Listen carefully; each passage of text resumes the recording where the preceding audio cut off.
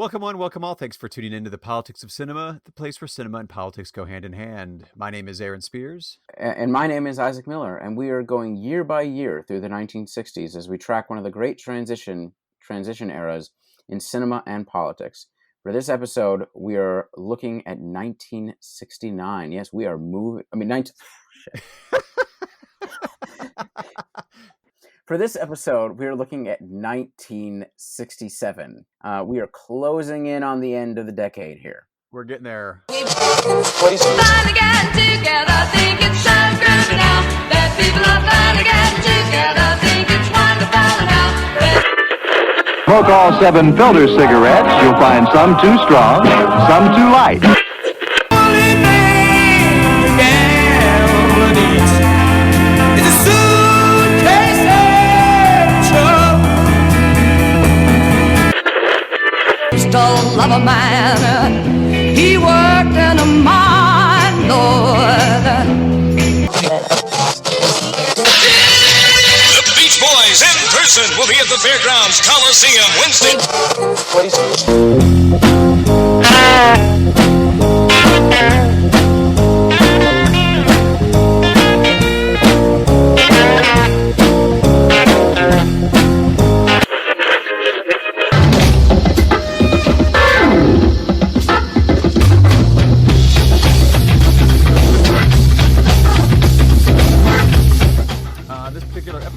We're going to be focusing on, we did a couple groupings here. So one is going to be like the breakthrough in violence on screen that happened in 67 via Bonnie and Clyde and Point Blank.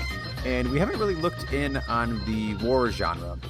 We took a little bit of a look, a deeper dive-ish on Westerns in our previous episode, and the Spaghetti Western in particular, that was the era of the Spaghetti Western. We're going to take a look at the Dirty Dozen and Beach Red, 2 World War II movies that are made in the era of Vietnam, which was the case in 1967. And a quick check-in with documentaries, specifically Don't Look Back and Titicut Follies. But first, we're going to do a little political and cultural context for the year of 1967. Specifically, Isaac, I put a couple bullet points in our script today because you mentioned on a previous episode not being very familiar with the hippie era, we'll call it in general, specifically in Southern California at this time period when we were covering Timothy Leary a little bit. So I put together a few bullet points to bring us up to speed on what the hippies are up to in 67. Although I guess it's kind of a umbrella term for a lot of different elements. Yeah, I mean, the truth is, like I said in a previous episode, I don't care, about the hippies or whatever. No, I mean, it's not true. I've always had a serious problem with the way they sort of seem to treat it as if they are synonymous with the anti-war movement and sort of the rising left in that period, including a revolutionary left. And that's bullshit. That's not true. And I'm sort of curious about the hippies in another angle. In the ways that sort of like hippie subcultures might play into, and this may be wrong, but I have this feeling this impression of playing into like the rise of Silicon Valley, individualism, and even maybe the rise of neoliberalism. Neoliberalism being a very jargony sounding term. Yeah. But, refers to the transformation, the movement really that culminates in the Reagan years toward an economic ethos and set of programs that promote supposedly free markets, but of course there are no such thing as free markets, right? There's no such thing as some sort of free-floating market outside of the state and society. So basically, so neoliberalism ends up being sort of like government-supported expansion of markets into every corner of life, the weakening of labor movements, and this sort of transformation of ourselves into people who view ourselves as consumers and sellers of ourselves as capital and so forth. Right. So it affects us all the way down. In the period that we're dealing with in the first part of the 60s, in the post-war period, which is often called Fordism, which is referring to sort of the core of the economy. Economy is around or of mass consumption is centered around sort of highly federal government subsidized segregated suburbs large factories, factory worker, unionized factory workers, which are once again, they're sort of like a détente to a certain degree between labor and capital, even though actually there's vast amounts of strikes in this period. So that can be a little bit illusory. Obviously, this is heavily racially segregated. Yeah. But nonetheless, there's a general consensus in both parties for stronger welfare provisions and so forth. And that's going to break down in the 1970s under the effects of economic crisis and stagflation and lead into neoliberalism, like I was saying. And I blame the hippies for this completely.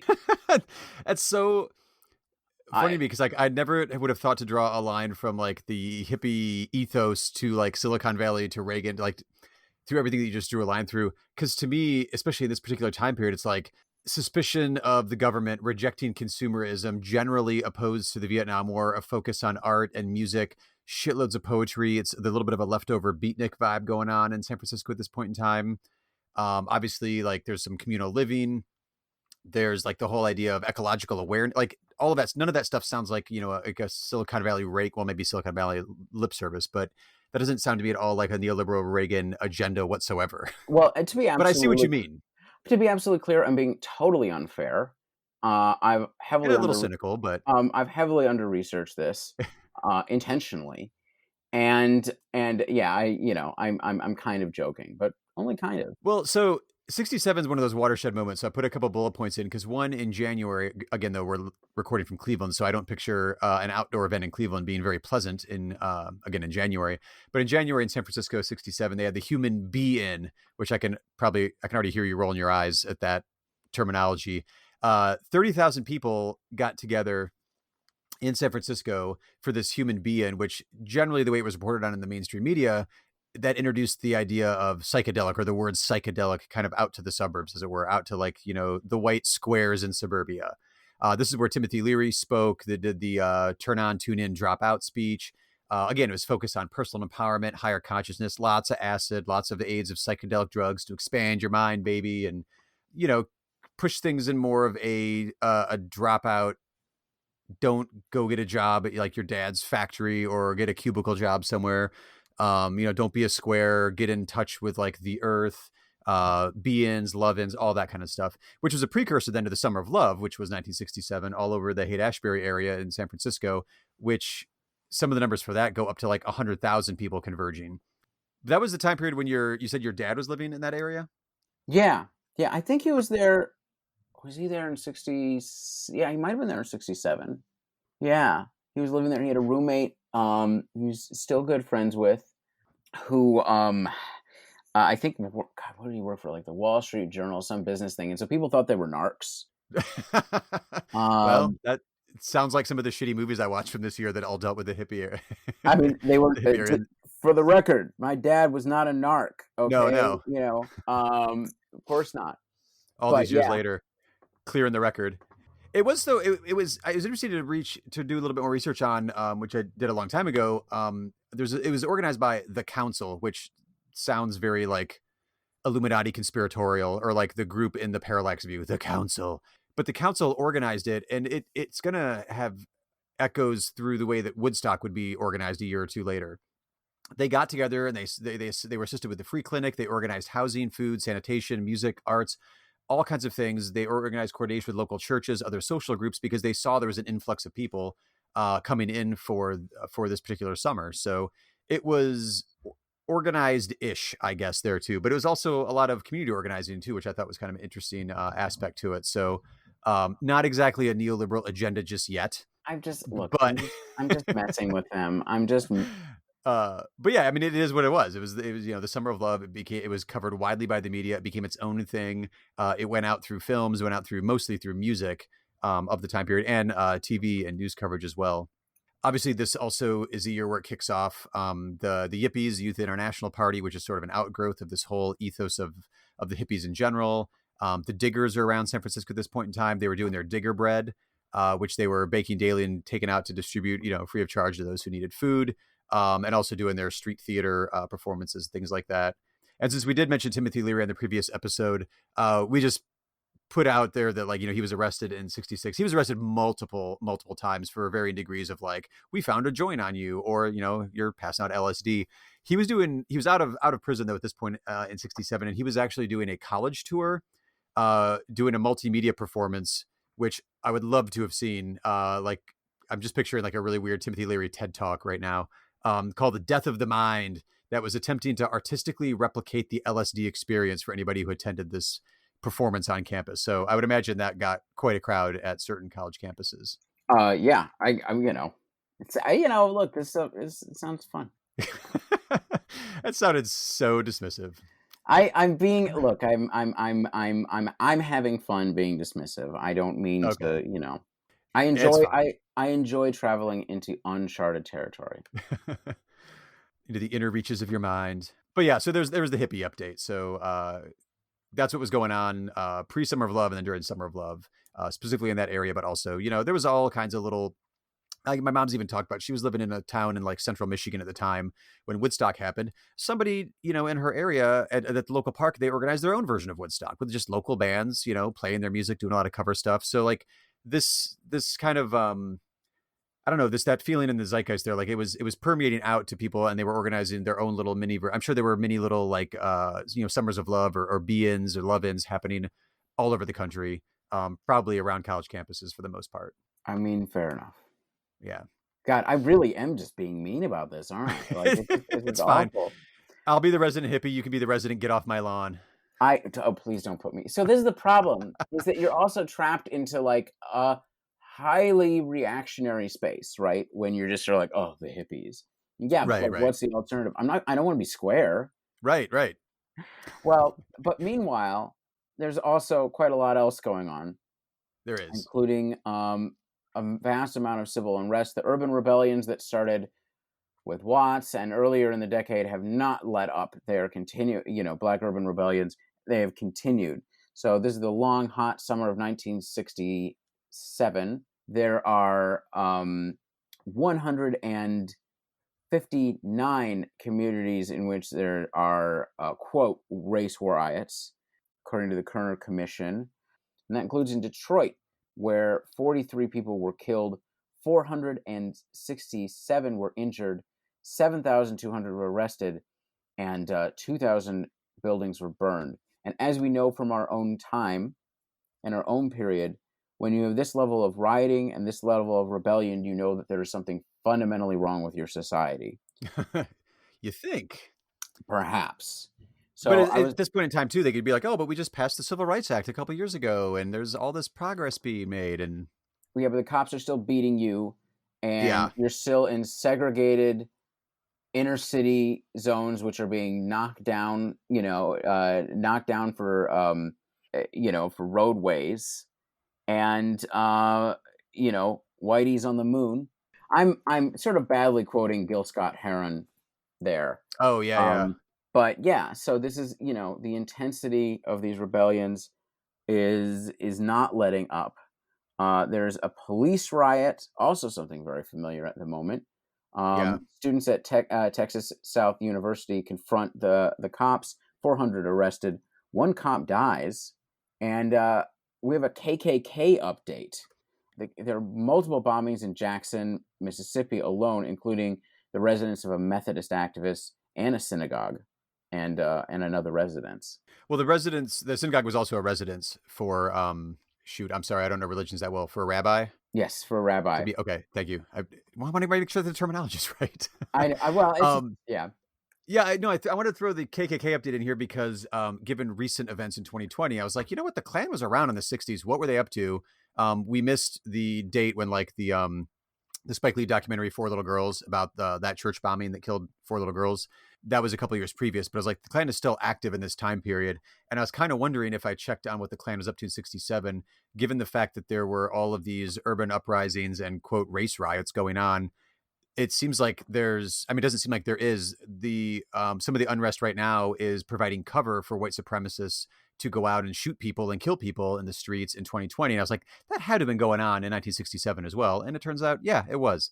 Actual like hard carrying KKK members were planting bombs and killing people. Well, and you actually have the Nazi Party pretty active in the L.A. area, I think. Yeah. So yeah, they don't really try to cover up what they are very much. in No, this no. period. So then also we've been charting because I'm kind of fascinated by the kind of underground media that was flourishing in certain cities and in certain areas at this point in time. We'd mentioned before, like Radio Unnameable and the LA Free Press, things like that. In this year, the update for the underground indie newspapers in '67 is Rolling Stone begins in San Francisco. It begins as a very small, kind of underground newspaper at the time. It became obviously I guess you'd say, cultural institution that it is at this point. But also in Chicago, Seed magazine begins, and also Kaleidoscope, kind of geographically nearby in Milwaukee. Kaleidoscope starts up. I found this one interesting because Kaleidoscope then was immediately hit with censorship. And also there were vendors that were selling it that were arrested for distributing specifically Kaleidoscope magazine, which I guess I'm trying to think of it like an analogous thing to 2020, which I can't think of right now. Like just to be arrested because you're selling a magazine is a very foreign idea to me. And also, speaking of counterculture, this is the year that Hair debuts off Broadway and becomes quite a sensation. I mean, it's not, you can think of all sorts of little repressions and not so little repressions as they accelerate at this moment. Right. But yeah, you had red squads back then that are specifically to go after the left within police departments. Right. If you talk to old Cleveland activists, they'll they could name the guy because he's right over there. That's the head of the red squad. Yeah. And also Vietnam is again gaining increasing momentum. It's not gaining momentum. It's already pretty fucking terrible already. At this point, there are 485,000 American troops in Vietnam, and the pushback is alive and well in the United States, insofar as you've got more and more different groups are starting to form around the idea of opposing the war. You've got Vietnam Veterans Against the War forms in New York City. This is the year that Muhammad Ali refuses his U.S. Army induction. This is when the National Mobilization for the Committee to End the War, more conveniently known as MOB, so it's not quite the mouthful, they get a Vietnam rally, an anti-Vietnam rally going in New York City with 400,000 people in attendance. And it's also the year they do the famous in hippie circles, Isaac. They do their march on the Pentagon with 100,000 folks trying to levitate the Pentagon, which is just a fun, protest exercise. It keeps it a little bit lighter for such an intensely dark and serious topic. You've got Jerry Rubin involved, Dr. Spock, not the science fiction character. The 82nd Airborne Division was there to actually stand guard and protect folks. Abby Hoffman's around. Allen Ginsberg's there leading chants, of course, because that's, what Ginsberg does when he comes to your protest with you. And 100,000 people, though, all gathering around the Pentagon. I would love to see that happen nowadays and what the reaction would be to that. I mean, I've been to a protest that was a large one trying to get close to the Pentagon during the Iraq War, anti-war movement. I'll say that the general atmosphere of unrest really makes a difference because none of it felt terribly effective during the Bush years. No, it really didn't. And then also, just because I'm a fan, Noam Chomsky published the Responsibility of Intellectuals article, which was kind of arguing for, intellectuals to also make your voices heard. If you're going to be opposed to it, you need to be knowledgeable of what's going on. If you're at a college or university, what funding is coming from, different things like that. Which is still an interesting read because he's a linguist. He's a great author. So always worth a read. Old Noam. It's going to be something when he's not the gateway drug for entering the left. That's true.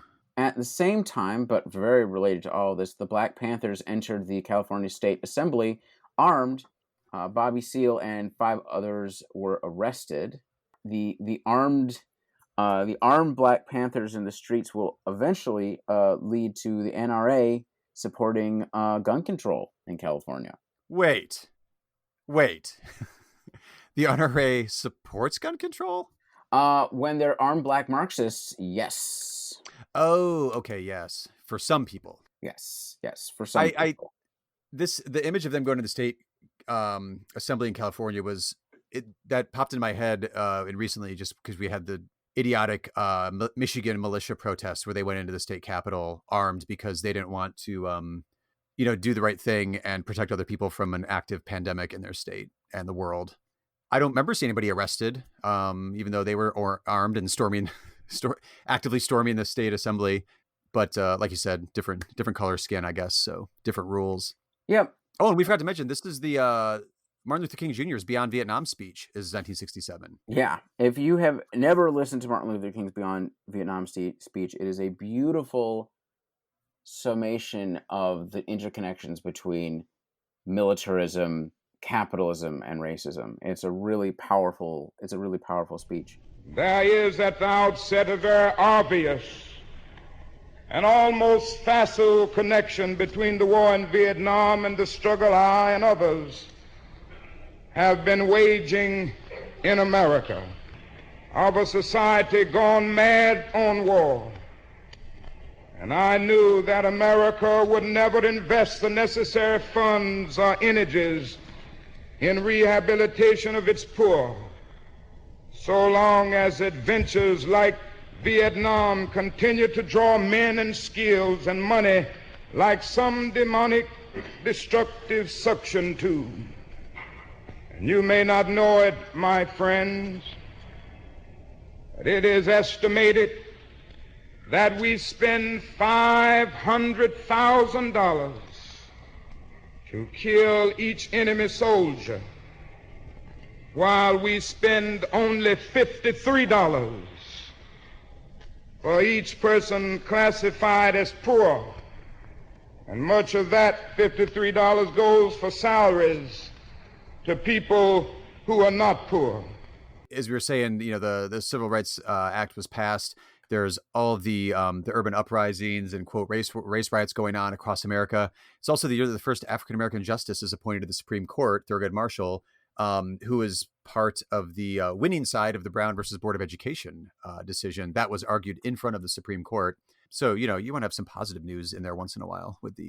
Well, speaking of positive news out of the Supreme Court, rare. The Supreme Court rules against bans against interracial marriage in Loving v. Virginia, which is also a really good movie. Right, just called Loving. They dropped the Virginia part for the titling. And it's also the year that Che Guevara is executed in Bolivia. Yes. So in some ways, as we run into the peak of global insurgents, anti-colonial insurgency, both in the West and what we now call the global South in 68, but that will certainly be spurring things on. Yeah. I wanted to throw in, because we've been mentioning some books that are published any given years and kind of the lasting cultural influence that they have in some cases.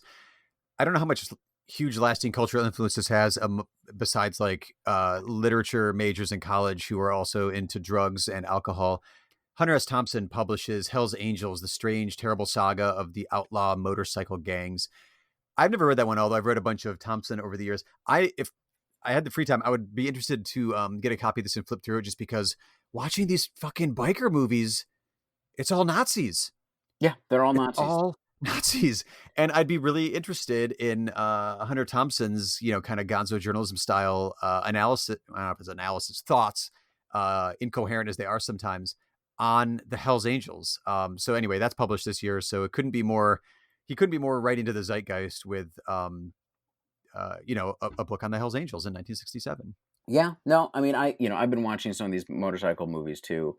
And yeah, they are all kind of Nazis, Are they getting less Nazi, the ones you're watching? Because we watched different ones this week. Yeah, they are getting a little less Nazi. I mean, I watched Hell's Angels on Wheels, which is with Jack Nicholson. Who, here's the thing about Jack Nicholson. Like, I guess earlier in the decade, he really does look young. By this point, he doesn't. He's scary already. I mean, even by Easy Rider in a year, he's not looking that young anymore. Yeah, he's not. Well, he's about 30, I think, at this point. Still.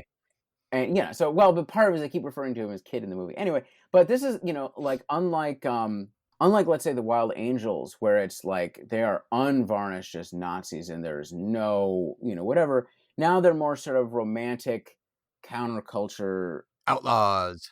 I mean, they're responsible for several deaths.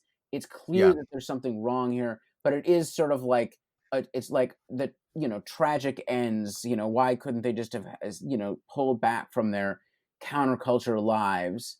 Right. Free love and Are those all many that. swastikas? So that's just it. They keep the swastikas to a minimum. There's like a few. Okay. And they're not openly racist. They just don't bring it up. Right. There's another church scene where there's actually people getting married. Like, they're against marriage, but they actually have people getting married, which, like, in Wild Angels, that would just, they just burned the place down. Right. So, They did. Well, they destroyed it. It wasn't quite burned down, but so there's a softening image okay. to sell the movie, and sort of a morality tale stuck in there. So taking a look at the film context, the film culture that was going on in 1967, we mentioned, I think 66, we were kind of in agreement. That was the year. That's the first year we're seeing the actual signs of the new Hollywood movement coming into the general culture. This is the year that, like, it's clearly here to stay. It's clearly broken through, and it's not going anywhere anytime soon. Strictly speaking, numbers wise, 460 plus films released in America. It's holding steady, about the same number of theaters, about 13,500. Drive-ins are taking a little bit of a dip, but not a ton. So it's basically about the same. The huge shift in 1967 is there's a dramatic drop off in attendance. 1966, we were looking at 36 million people a week going to the movies. We're down to 17.8, so we'll say 18 million. It's about halved in 1967, the weekly attendance. Brutal.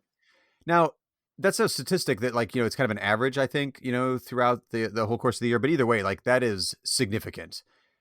The ticket price, though, has gone up. It was a little over $1 in 1966. The average ticket price in 67 is $1.20, and the yearly box office is essentially the same. So what we're really seeing is the concentration of box office into the top few films. And in previous years, we've seen like one, on occasion, two movies that really are like out and out hits, and everything else just hangs out in like that 10 million and less category. This year, though, Isaac, what have we got at the top of the box office? I mean, yeah, we're really in the 60s now. The Graduate. Boom. Right? Yeah. Guess who's coming to dinner? Bonnie and Clyde. Yep. The Dirty Dozen, Valley of the Dolls. Yes. Right. Old Hollywood is so dead. Yeah, it's so dead. And that's like, again, New Hollywood is financially viable, which is like, that's the huge thing, because that's all the studio heads are looking at. Also, it's a huge transition year for studio heads. Totally separate thing we don't have time for right now. But Graduate hitting almost 50 million at the box office is very significant. And then everything else is like 20 plus million, rounding out the top five. So you really have, it's a concentration of money within like the top few, the top five spots there. But also it's the year of like The Jungle Book, huge success financially speaking. It's another James Bond movie. You Only Live Twice, which is James Bond number 5, comes out this year. All very financially successful. So it's really just like, it's all just top heavy. The rest of the films that year just aren't quite the box office draw from the past. So weekly attendance is down, but because you've got this concentration of box office returns for the top few films, the yearly box office stays essentially the same. I mean, you have movies like, let's say, Cool Hand Luke, which doesn't feel quite as revolutionary when you watch it, but definitely like inhabits the spirit of the period, in terms of just sort of like personal rebellion. Right. Well, speaking of rebellion too, this is one of my personal favorites, Scorsese. He has his first feature-length theatrical release with Who's That Knocking at My Door? A graduate student film that is a feature-length film and completed, and you could see the influence of European and art house cinema all over that movie, as with a couple other movies we're talking about more in length today. But you're starting to see the film school graduates are going out into the marketplace of Hollywood and will be making their mark, which is basically what the new Hollywood movement was. But the first few are coming their way this year. Well, it's also, we mentioned You Only Live Twice. The James Bond number 5 movie comes out. It's worth noting how influential that is. Like the spy movie, the action film, the espionage thriller, In Like Flint, which I think is the second Flint movie, comes out this year as well. Bond is so successful as a style of film and a style of filmmaking and a genre that there are imitators. Some are terrible, some are better. Like, the Flint movies are pretty fun. I've seen a few of those. So those are there, and those are kind of echoing throughout Hollywood is like, okay, well, these are successful. We need to do, more spy, more heist, more con men kind of movies coming at us shortly here. They play into this sort of particular style of 60s cosmopolitanism, global. It's a global world. I mean, I think, the 60s aren't usually thought of as a period of globalization, but they very much are. And that's just something we, unfortunately, I think, because actually encompassing an entire intense decade, in fact, 8 years, because we started in 62, is just a little bit too much. But we want to acknowledge we know it's there, and that is really cool. Well, also our format was kind of discover as we go, right, as well. So there's that as well. Well, it's also even in like the fashion world. I was not to derail it entirely, but I was looking through some slideshows and some Instagram accounts that were looking at fashion history, and there's such a. You said cosmopolitan made me think of the mod scene and the fashion scene coming out of London. Like London is now a fashion epicenter in the late 60s, the way Paris, was previously and afterwards. But like there was a huge fashion trend, probably because of the whole Beatlemania and the British invasion. There was a focus on London, and the mod culture and the fashion industry there was huge and influencing the entire world, specifically in America and Hollywood and the films as well. I mean, I wanted, we just have not had time. I would have loved to do a British New Wave sliding into, sort of, the mod period. Sure. But you know what? There's a lot of podcast episodes. Yeah, another day, another podcast. Another day, another podcast. So as a musical fan, we have transitioned away from the beach movie subgenre by 1967. Okay, there's some last gasps, but, we'll call it dead for the sake of this podcast. It is still plugging along, though, which is really interesting to me. You've got Thoroughly Modern Millie, Julie Andrews, at the height of her powers. She's still the top female draw at the box office as far as stars go. She does Thoroughly Modern Millie. This is also the year we get Dr. Doolittle, which in my mind is like, oh, it's an Oscar-nominated film. It's like a big deal from that time period. No, it was a bomb. It was a disaster. It cost almost $20 million. It didn't even get to $10 million. It was a disaster, same as the Robert Downey Jr. one. The only one that's successful so far, Dr. Doolittle-wise, is Eddie Murphy and his Dr. Doolittle. Yeah. And the spinoffs where his niece became a dude. Anyway, this is also the year my man Mel Brooks comes out with The Producers. It's such a refreshing breath of cinematic air to see Nazis made fun of instead of celebrated for their biker culture. Right. In The Producers. Well, I mean, I think, this is how you handle Nazis. It is. You mock them. Yeah, I think Lindsay Ellis, who's a great, YouTuber, YouTube. Well, more than that, but yeah, movie critic. I mean, she's moving on. She's pretty big. She's very big now. But she has a great episode, sort of talking about what is effective satire, and her example is this: how do you handle Nazis? You humiliate them. Why does American History X not work at this? Because you made them look cool, and could have seen that coming. So. Make them laughable because, they're terrifying, but they're also laughable. It's interesting that the same year that Gene Wilder is on screen in The Producers, he's also on screen in Bonnie and Clyde coming up shortly. But I mean, is this his breakout year? Yeah, for sure. Yeah. Because The Producers is the first time he works with Mel Brooks, and, the fruits of that labor are evident and hilarious. I grew up with a dad who was a huge Mel Brooks fan, so I saw Producers and Blazing Saddles, Young Frankenstein, probably too young, because a lot of the references I did not get until later. Right. Yeah, I was that awkward, like, 9-year-old who was doing, excuse me while I whip this out, and I didn't know what that meant at the time. Thanks, Dad. So also this year, there's two other musicals. Camelot, of course, very famous Broadway musical. So, in my critical musical opinion as a film. But then also William Friedkin does, I don't remember if it's his directorial debut, but it's very early on in his career, if it's not his film directorial debut. I know he did some TV work. He did a film called Good Times, which is a musical Western with Sonny and Cher that I will never watch. Why? Okay, I'll probably watch it. I watch a bunch of crap, but I'm not a Friedkin fan. I'm not a Sonny and Cher fan. I'm not a musical Western fan as of yet. We'll see. I mean, listen. Even if it's just a train wreck, doesn't that make you, isn't there just a part of you that just wants to watch want to watch it burn? Yeah, I mean, kind of, but it's 1967, and I'm done with that year now. I'm moving on to 68 because we got podcasts to do, buddy. Oh, fair enough. Two quick things I wanted to note, though, too. There's a director, Arthur Dreyfuss, who I found because we're doing this series. He did two movies this year. One is called Riot on Sunset Strip, about the Riot on Sunset Strip that we discussed last episode. And he did another movie called The Love-Ins, which was literally about an underground newspaper in the Haight-Ashbury community run by students. Involved the diggers. It involved biker gangs. It's a whole LSD kind of comedy drama, full-blown musical set to a vaguely Timothy Leary style character who becomes a full-blown cult leader at the end and then is assassinated at a giant rally at a stadium, kind of Malcolm X style, which was, very much in the zeitgeist because he was just assassinated a year or two ago. It's one of those like kind of American International Pictures, like Roger Corman style movies where they're just clearly trying to grab the zeitgeist of like the youth and the hip and new things.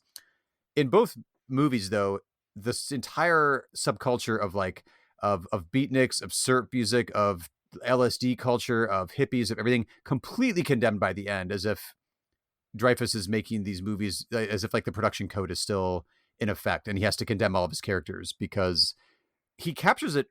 I can't say fairly accurately. I wasn't around for the time period, but a lot of the speechifying of like the diggers, we're making digger bread, we're feeding everybody, it's a community, and everybody works in this like artistic flat. I was like, okay, that seems like it's capturing something. But by the end, it's all just kind of garbage, drive-in fodder for the youth. And it's also the year that Roger Corman did The Trip, which was wildly successful. $100,000 movie starring Peter Fonda. You've got Bruce Stern and even a very young Dennis Hopper, all in there working with Roger Corman, and it makes $10 million. It's literally just about how to take LSD and have a great trip. Literally. Sounds reasonable. It's got great music. But yeah, it makes $10 million, and it's that Corman kind of style where like, let's just make something that grabs the culture, that, speaks to the youth, make some money, and on to the next project, which in this case, Fonda and Hopper go from The Trip to Easy Rider as their next project. So I mentioned Julie Andrews is the top star at the box office on the female side of things. A man we're going to be discussing in depth here in just a moment, Lee Marvin, is the top male draw at the box office this year. Lee Marvin. We didn't get to it on the previous episode, but we mentioned Cat Ballou, the Jane Fonda film. He won the Oscar for his role in Cat Ballou. So I don't know if it's like, he has got tons of TV credit to his name. Cat Ballou, financial success, got him an Oscar.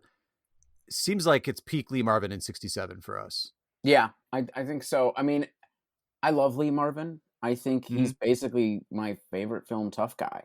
He's just so effortlessly good at it. Yeah. He's one of these people where when he throws a punch, it looks like it really hurts. Yeah.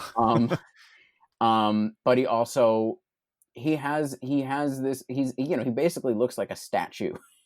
And because his hair was sort of prematurely white, he looks older than he is. I think he's really just in his early 40s at this point. But he exudes a particular kind of charisma. Yeah. And it works in both of the movies we're going to talk about today. It's interesting that one of the things we've been looking at for a barometer of when does the new Hollywood really crack through and grab a hold of the industry, and we focused on the box office there for a minute at a few moments ago. But there's also the awards. Golden Globes this year go to In the Heat of the Night and The Graduate. And then the Oscar nominations, this is the Oscar nominees list for this particular year. It's In the Heat of the Night, The Graduate, Bonnie and Clyde, Guess Who's Coming to Dinner, and Dr. Doolittle. Yeah. It's fully infiltrated Hollywood, and it's pretty clear this is the direction things are going to be moving for a little bit. In the Heat of the Night also wins the New York Film Critics Award, and Blow Up wins the Cannes Palme d'Or that year. So I guess, that speaks a bit more to the European art films, I guess, coming out of Italy and France. We mentioned it on our New Wave episode, things like that. But it's definitely a lot of things that are pushing boundaries and, kind of getting away with a few things before the new MPAA rating system comes down in 1968. There's a lot of interesting stuff that just sort of squeaks through the door here in 1967. Yeah, I think last episode we sort of compared this to the 30s. No, part of it is, this is, in some ways, we're moving into the most daring period of Hollywood. Yeah.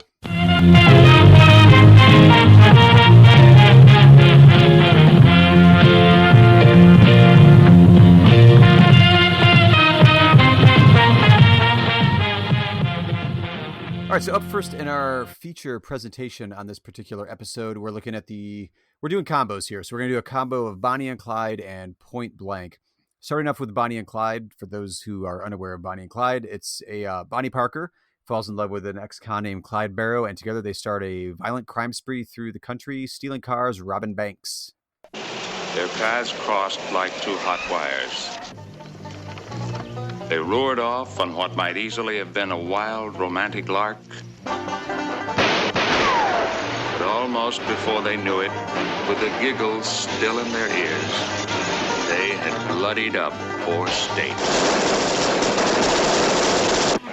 Frank just figured on some easy pickings, didn't you, Frank? You know, Texas Ranger, you ain't hardly doing your job. You ought to be home protecting the rats of poor folk, not out chasing after us. Clyde, now, don't take the first look.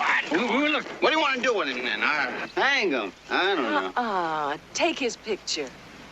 And then everybody's going to see Captain Frank Hammer of the Texas Rangers with the Barra Gang. Now, you know, we are just about the friendliest folks you would ever want to meet.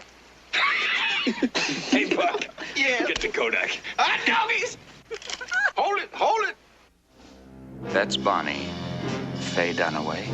That's Clyde, Warren Beatty. Yep, and not really giving to the poor, but certainly sympathizing with the poor, and letting the poor use their guns to shoot the houses that the bank has repossessed from them. Yeah. That's such an interesting scene. Well, you know, part of it, this is an important scene for us to build empathy with them, right? Because these are people who, how do we put this? They show remorse at killing, but they're mainly in denial over it and the moral implications. They are very much detached from the mores of society in many ways, but the sympathy for regular people in Depression-era conditions is sort of what helps to humanize them in the broader sense, right? And it, you know, it's part of the sort of archetype of the 30s, you know, Robin Hood bank robber. Right, for sure.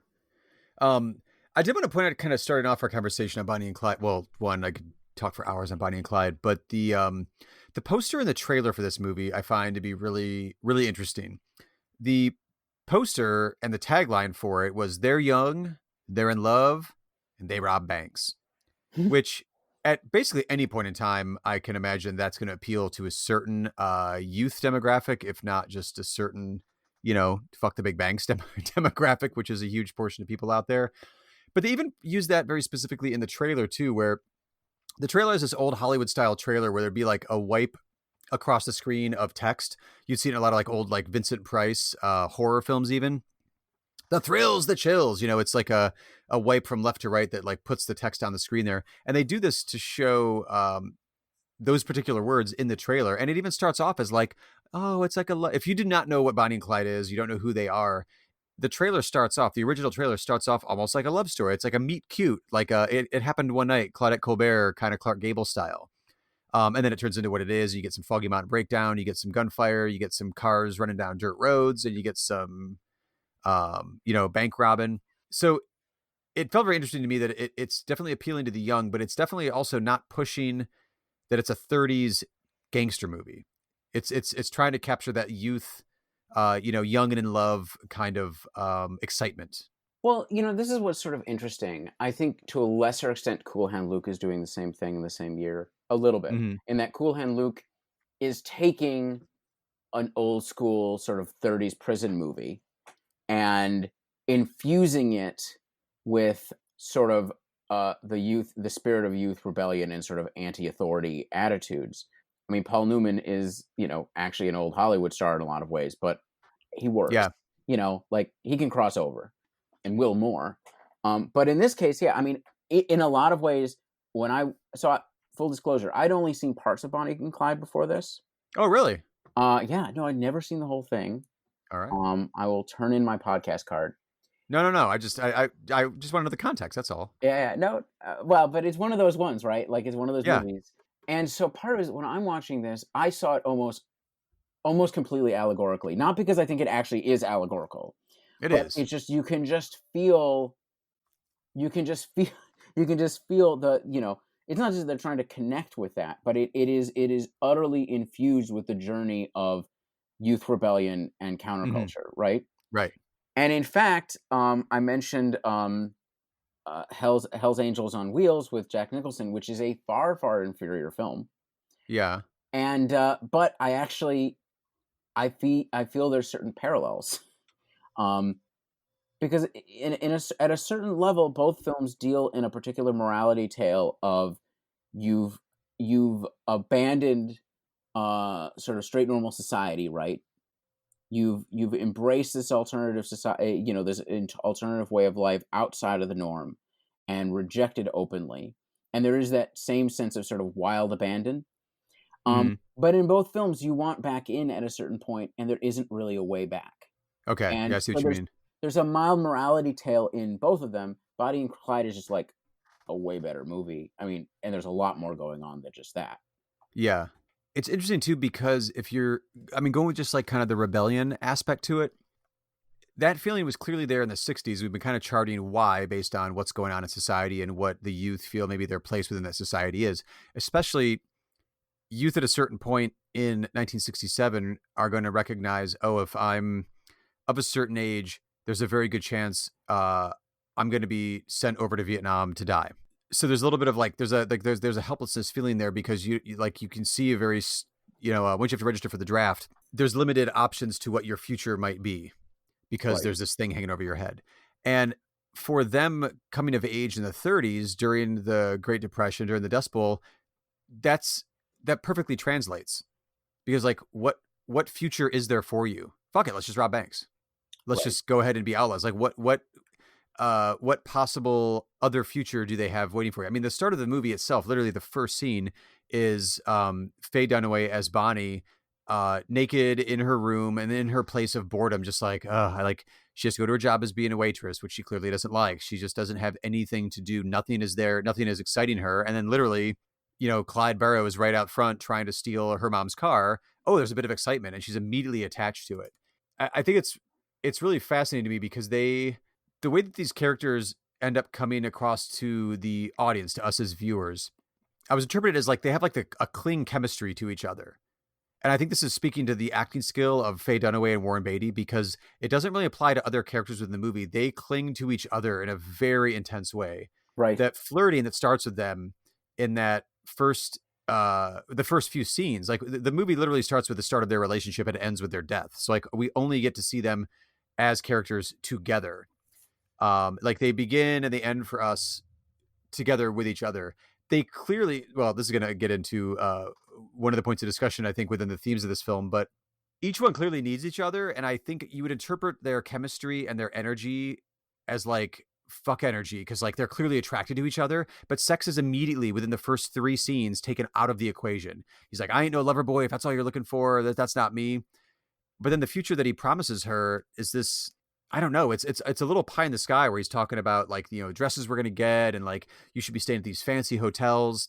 But I find it interesting that it wires the audience in a very certain way, because even after, their first big like robbery, or their first big like action sequence, like it's clearly very exciting to them, and she's ready for sex, and he's like, no, it's not my thing. And so like it eschews like this normal kind of like buildup of excitement and then release of tension in a sexual way, and this way it just kind of keeps bottling the energy between them consistently. I think that's very true. I think it's a really smart, interesting way to sort of build their relationship, and I actually hadn't thought of it that way. I mean, it's like they become to be each other's like life raft, right? Like right. In this chaotic, in this sort of chaos of their own creation, and the celebrity that's spiraling out of control, because they're getting credit for a lot of. I mean, part of it is they don't even necessarily seem that well. They do end up. I think they end up seeming pretty good at it, right? And they certainly do well in the shootouts with the cops. But especially at the beginning, it's like you could tell they've never done this before. They're not even like that great at it. No, he robs a bank that like folded like a week ago. Right. But Yeah. that's part of what I love is there is a certain romanticization of the violence. And this is a movie which is a landmark in American film in terms of violence. There's a lot of blood. Yeah. But at the same time, it's funny watching this after Point Blank and The Dirty Dozen, which are movies that we're going to be dealing with, which are like, Lee Marvin, like machismo bombs. Like pure distilled into your veins. And this, there's nothing of that. There's deep insecure. Part of it is they're capturing like the deep insecurities of youth through these kind of sociopathic bank robbers. But at every step, whatever presentation of machismo or whatever that Warren Beatty presents is clearly hollow. You can see through him. You can see him presenting himself. you can see her deep insecurities all on her face. I mean, part of it is this is like you said, this is an incredible acting job on both of their parts to lay out this core relationship in which all of their insecurities and the balance between them and how they support each other is like all right there on the screen. You don't need to imagine anything. Well, and part of that I meant too was also because you don't see that same clingy kind of kinetic chemistry between them.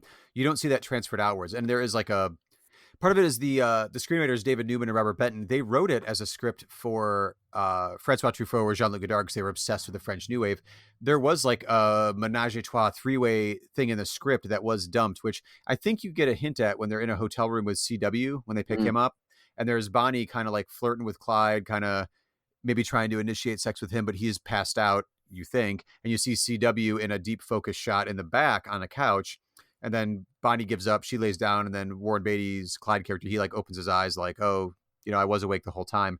So there was supposed to be maybe like a Jules and Jim kind of romantic triangle going on there that doesn't get explored. But you don't see that kinetic kind of clinging chemistry that those two have together applied outward at all.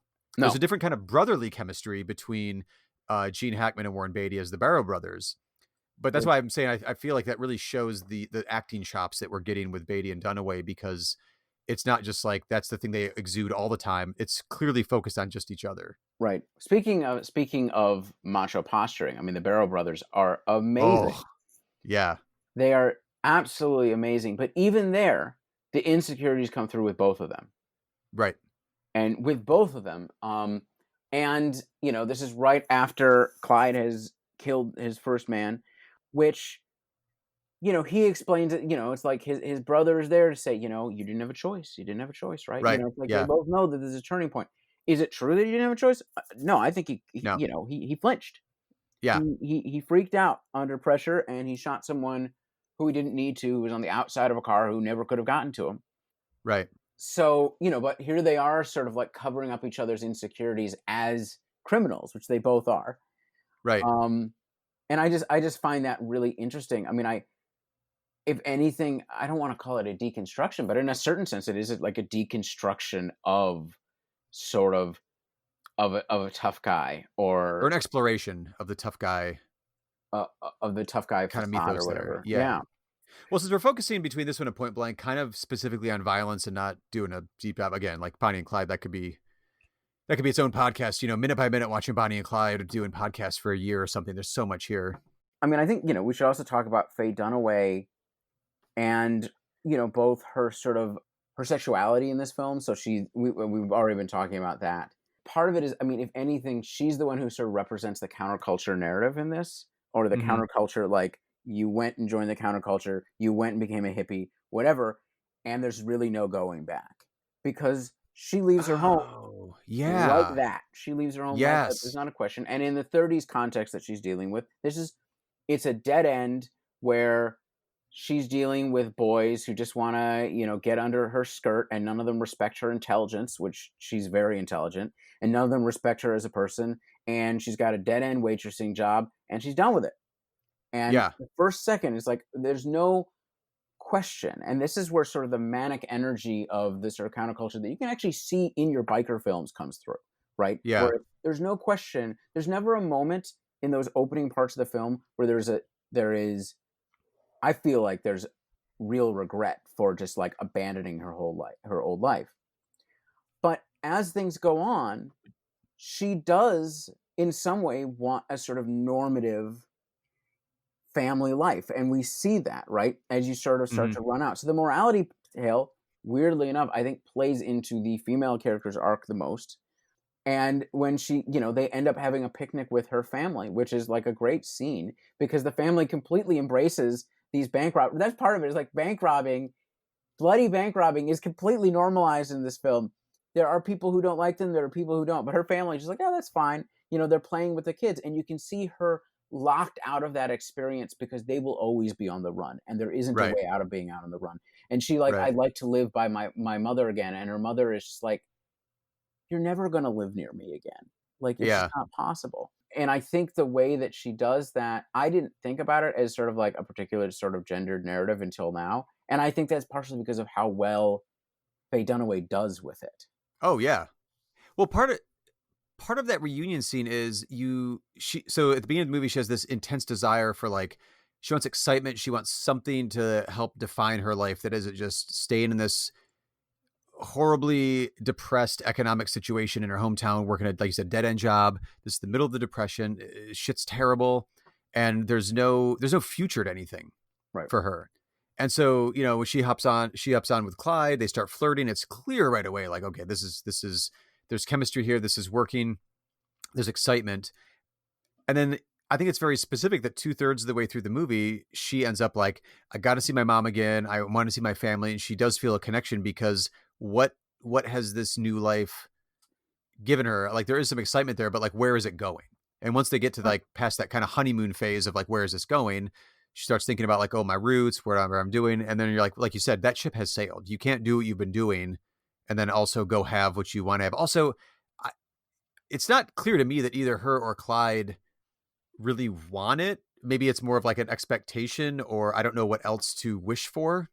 Well, that's just it. There isn't a way out of that, right? Like, I think that might actually be part of it. Is it's not clear exactly what they want, but they don't know. They know that's the traditional option, though. Right, just settling down. That's the traditional option, and what they have right now will never end. Right. Because also there's even a point right before they meet her family where Clyde mentions, or maybe it's when he's meeting their family, saying like, well, if we did everything that the newspapers say we did, like, we'd be millionaires by now. Because like, they aren't like wildly successful bank robbers.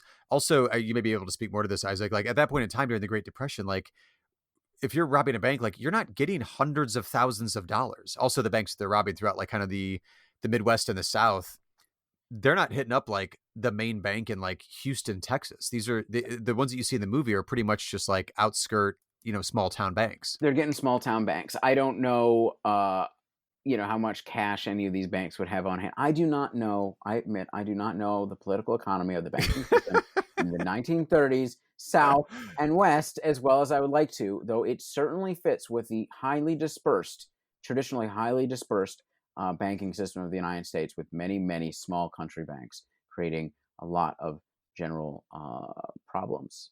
But they're getting by is about all they're doing. They're not the way it's the contrast between the way the media is portraying them versus what they actually are doing, which is interesting because the role of the media comes to the forefront in this narrative as well, which is kind of fascinating because that even, I mean, granted, this movie came out in 1967, but like it speaks to modern day media culture to a certain extent because they're fascinated by their own media persona and they're fascinated by their own celebrity. And they directly interact with it. And they directly interact with it too. Yeah. So there's, again, tons of layers to this one. Faye Dunaway, specifically, since we're focusing on her a little bit, rewatching this movie, I kept thinking like, wait, where did she start? Like, you know, this is like one of those iconic roles for her. I am a huge fan. One of my like top 10, well, actually Bonnie and Clyde's in my top 10 American films of all time, but Network is in there. And her role in Network is ferocious, maybe for a future episode at some point. But in looking her up, 1967 was like her debut year in feature films. She did 3 movies that year, including Bonnie and Clyde. So then I was like, okay, well, which one came first? Bonnie and Clyde was actually the third feature film that she shot. She actually had to buy out a contract she had with Otto Preminger, whose praises we have sung, you know, pretty consistently so far throughout the 60s. Mm-hmm. She did not like working with him. So she bought out her contract. And then the first thing she did after that was she did Bonnie and Clyde, which she wouldn't have been able to do because she had like I don't remember the exact number, but like a 5 or 6 picture deal with Preminger. So as an up and coming actress or actor, that would be a huge get. Where you're like, oh, I've got secured work. And then she will go on to be in every movie in the 70s, every single one. Right. And I watched a couple of interviews with her on YouTube where she was talking about like, if I hadn't got out of that contract with Preminger, the iconic films that like made her career that she is so and to this day is like so proud of, she wouldn't have done. She wouldn't have been able to do them because she had a different contract going. So being that this is basically like her debut year for feature films, I'm glad she got out of that contract because this is not only just like iconic, but it's also just like a work of staggering power, staggering example of just like what an amazing actor she is. Yeah, no, it really, I mean, that's just it. If this is your premiere year, it's incredible. So I want to ask you, you know, this is a pretty violent film. that would seem to be a little unusual compared to what we've watched so far. It feels like it outside of the spaghetti westerns, right? Outside of Good, the Bad, and the Ugly, maybe. And the thing about The Good, the Bad, and the Ugly is it's not nearly this bloody. Its violence is visceral because of the sheer nastiness of how it's applied. True. But even there, I mean, I think the only movie that we've watched so far, the movies that we've watched so far that have started to match that level of bloodiness is the Corbucci spaghetti. Oh, yeah. So, which, like, I mean, in this context, don't necessarily count just because, right. We're looking at American films coming directly out of Hollywood, and those aren't. But, right. That's the one that matches it. And it's, if you're a film geek, presumably listening to a show like this, Bonnie and Clyde is probably within your wheelhouse of like, oh, it's a landmark for, if nothing else, there's like the ballet of bullets, ending sequence when Bonnie and Clyde are executed on the side of the road. I think the quick, easy landmark thing is you see bullet entry points in this one to get very granular and specific about it. You're not seeing just like, oh, I got shot in the stomach and then you fall over dead. Like these are scenes that show fairly, I would assume realistically, I've never seen anybody shot in the head, thank God, in front of me. But when the bank manager grabs on the side of the car early on and Clyde shoots him in the face, like you see the shattering glass, you see the shattering glass of the guy's glasses, and you see the bullet entry. It's bloody throughout. And then, I mean, this is going to get even more granular, but there's even scenes when the barrel gang are wounded where you see like active bleeding, like with squibs. Right. Like you see a wound and then like it continues to get bloodier and bloodier. Gene Hackman's character. Oh God, Gene Hackman's performance too. Anyway. We haven't even talked about Gene Hackman. It's so good. It's so good. So very early on for Hackman as well. But the blood-soaked, like the white clothing, like the dress shirts they're wearing, everything, like the bandages. When CW ends up taking Bonnie and Clyde back to his dad's house after they're like nearly mortally wounded, and they start to recover, like it's just blood soaked, and that just wasn't a thing beforehand. It wasn't done that way previously. And it's interesting because this is still coming out of a studio. This is coming out of Warner Brothers, who gave us like all the great gangster films of the 30s. Right. And this at the time was like, it's revelatory, but then it was kind of, again, it squeaked through at the insistence of like Arthur Penn as the director and Warren Beatty as an actor and producer, which again, like that opens up a whole can of worms for discussion, but like that actor and producer wasn't really a thing the way that Warren Beatty was exercising those muscles at this point in time. It's definitely a first-ish, I guess. It depends on how deep dive you want to go into film history.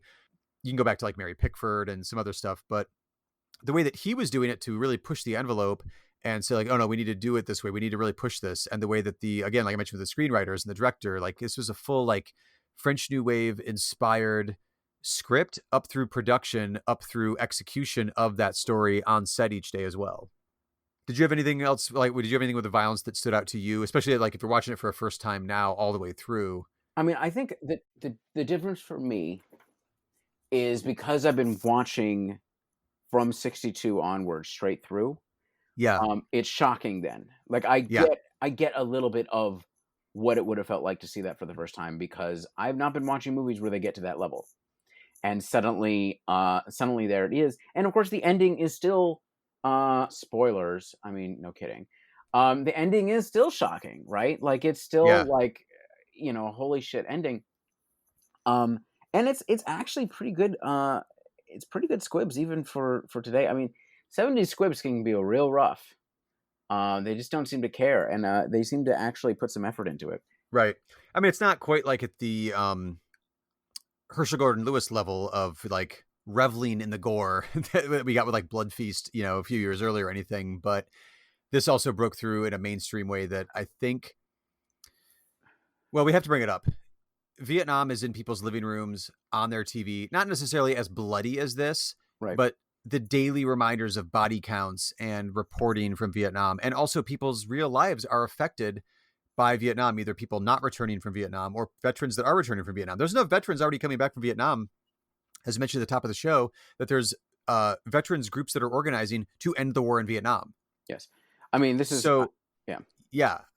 This is a culture ready to see the reality of gun violence on screen in a way that you haven't seen before. And anything else is sort of going to become a joke. And all of the movies that we will watch here deal with Vietnam at some level or another, some less, some more, and violence at some level. So all three of the others should point out, just to randomly point out, I mean, we mentioned Vietnam Veterans Against the War. It'll peak at 25,000 members. It's incredibly important toward ending the war. The narrative around veterans as sort of victims of the anti-war movement is really a Nixon era sort of mythology, I think, to a large degree, because veterans and active duty soldiers are essential toward ending the war. Side note in the movies. No, it's hugely important. I mean, once we get into the 70s, you got the Winter Soldiers testifying before Congress. Like it is a huge drive to get the, I don't know, like those in power to like wake the fuck up and pay attention to what's actually going on here. Yeah. So yeah, it's like, again, like Vietnam is as, again, I was not alive in this time period. I was born in 1977, but it feels to me, in doing research for this and watching these films, again, like you said, in chronological order, in reading some like kind of cultural context and activism context for the 60s, Vietnam just seems like a part of life the way that the pandemic is a part of our life right now. Right. It needs to be there in your mind when you're watching this stuff, because I feel like that really places you. And again, like you said, watching this stuff in chronological order, there's a power to these films that I was not getting previously when I was just watching them isolated here and there over the course of years. No, I think that's absolutely true. I'm a fan of our format. What can I say? Well, here's the thing. I mean, if you have the violence of Vietnam is delegitimizing pretending that things are anything else. The sort of savagery of the violence in this film is in itself a commentary on how Vietnam is changing the society. And we're going to see that in, I think, as I just said, I mean, we're going to be looking at Point Blank, The Dirty Dozen, and Beach Red, and all of them reflect that. Yeah. Some very directly and some not. But it's just totally, it's just infused. Well, before we head into Point Blank, I want to wrap up like we've been doing with some critic quotes, because I find it really interesting to see what critics were saying, contemporary critics were saying when these films came out. And Bonnie and Clyde was one of those like dividing line kind of ones. So we've mentioned Bosley Crowther before at the New York Times. He's on his way out, as Pauline Kael is on her way in, and also Roger Ebert, who I'm a huge fan of his writing. He comes in. This is his first full year as a film critic in 1967.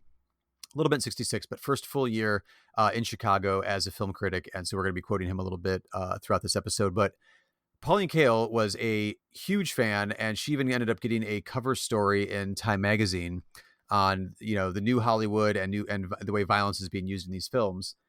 And that didn't come out, though, until Bonnie and Clyde was re-released. So Bonnie and Clyde came out in the fall of 1967, played for a few weeks or whatever, and then was just like, we're done.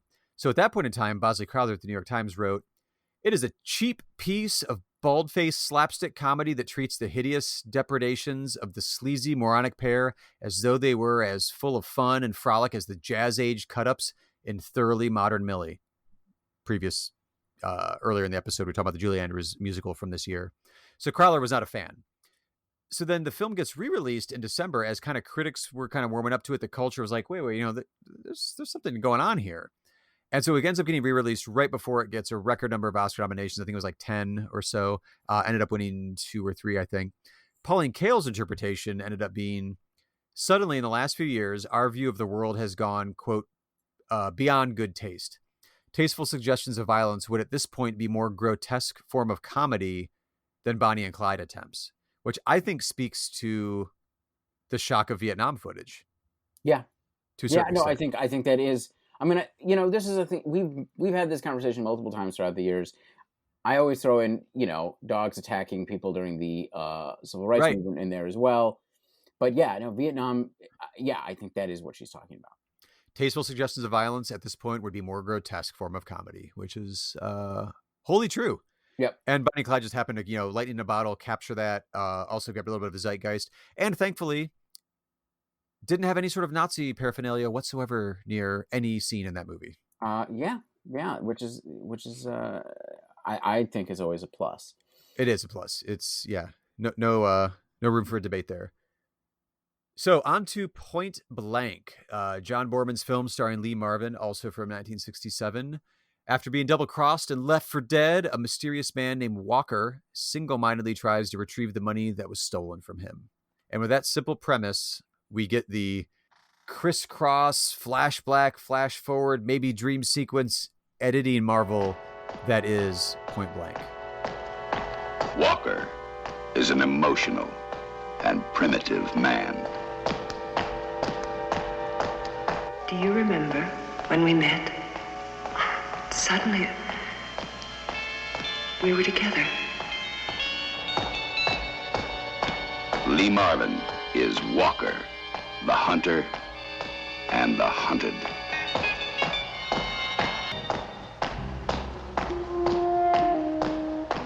You ever meet Walker? He makes my flesh crawl.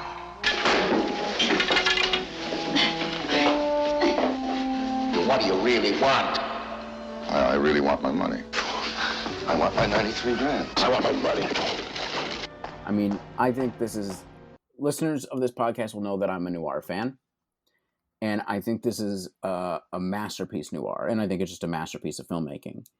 I think it's a new wave film, right? I mean, my view of the movie is very much based on listening to the commentary with Borman and Steven Soderbergh. And Steven Soderbergh, who, if you watch any of his 90s crime movies, are this film, basically. The first time I saw Point Blank was after The Limey was on DVD, and I was watching it for a second or third time and listening to the commentary track, and he would not shut the fuck up about Point Blank. And I was like, I gotta watch Point Blank. Right. And then I did. I was like, holy shit. Yeah, he just remade Point Blank as The Limey. I mean, to an extent, yeah. I mean, I think, you know, before getting into the filmmaking, I'd like to get into what Lee Marvin is doing here, maybe. Maybe that's not even the place to start. But so, you know, here is this statue granite person, and what he personifies violence and vengeance and rage, but also woundedness. Because of the way it's edited, you see flashbacks to different scenes throughout the film. I notice a certain similarity to the pawnbroker, but not quite. They're not really doing the same thing with it, but there's similarities in technique. And so I feel like what you're feeling beneath the surface, this is just a ghost almost, right? He's like a phantom of vengeance, but he's also just, you can feel the trauma beneath the surface through the entire thing. There is a scene with him in the corner remembering what happened to him. So part of it is he's double crossed by his best friend, who takes his wife and as part of a heist. And so he's going out there first to kill and get his money back from his former best friend, and then the syndicate that his best friend had worked for, because if his best friend can't pay him, they will.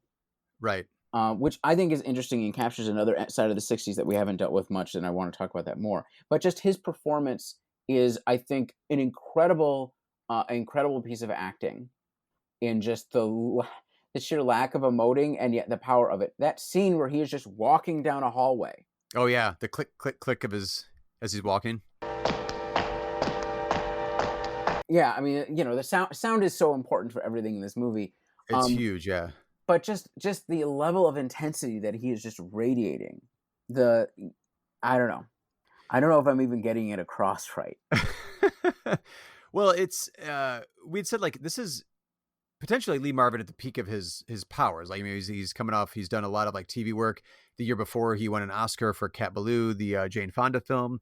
And at this point, as the story goes, John Borman liked I believe it was like a screenplay, or possibly it was based off a book. It was at least a screenplay that he really liked the character of, and so did Lee Marvin. And so they ended up like tossing out basically the screenplay and like, let's just focus on this character. So the character itself was powerful enough that Borman and Lee Marvin were on board with it. The studio heads were kind of like, well, you know, I don't know these ideas you got here, Borman. And then Lee Marvin apparently was able to have actual like final cut, creative control over it. And he's like, well, whatever John says.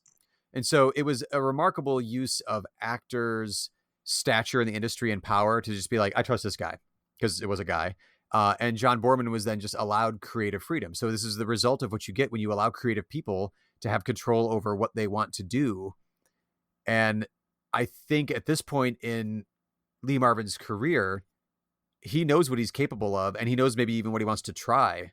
And like you said, there's a remarkably short list of actors who can do almost wordless performances, Right. but then also communicates so much. And Lee So- Marvin is definitely in that category. Right. And that is a much better way of putting it. I mean, one of the subtexts going on here, and this is one I brought up when we talked about the pawnbroker, and if we cover the Wild Bunch, it'll come up there as well. Is this, we can talk about the violence of Vietnam, but the other thing that's going on, Lee Marvin was a decorated veteran of World War II. He was injured. Much of his unit was killed. And one of the things, that comes out in the Borman commentary, if you read about the film, is what's being channeled here and what is being exercised is the trauma of World War II, which probably up until this point, in terms of the violence necessary to really get across what is felt, you couldn't have done.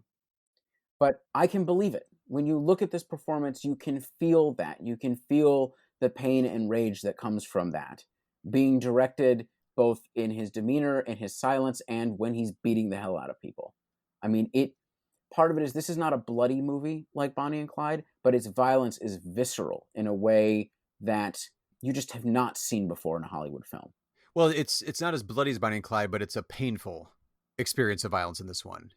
We were mentioning one of the keys, I think, to this one is not just the editing, but the sound editing and the sound mixing. There's a fight scene in this movie where previously, I'm trying to think of a quick example here. Like previously, like Maltese Falcon, when Joel Cairo comes in and meets Sam Spade for the first time, he draws a gun on him, and then Humphrey Bogart, Peter Lorre, Humphrey Bogart.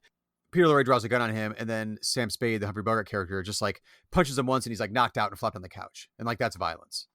That's not how anyone's going to be like knocked out necessarily. Like in this movie, like you're almost exhausted watching this fight scene. Well, part of it is we should talk about this fight scene because this is actually one of the most bravura scenes in any movie we watched so far this year, in just terms of filmmaking. It was the club fight scene. Yeah.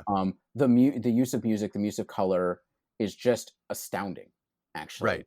And the brutality of the fight, which is not a particularly brutal fight. No one dies. But, for one thing, I think he punches somebody in the balls, which is not something you've mentioned before.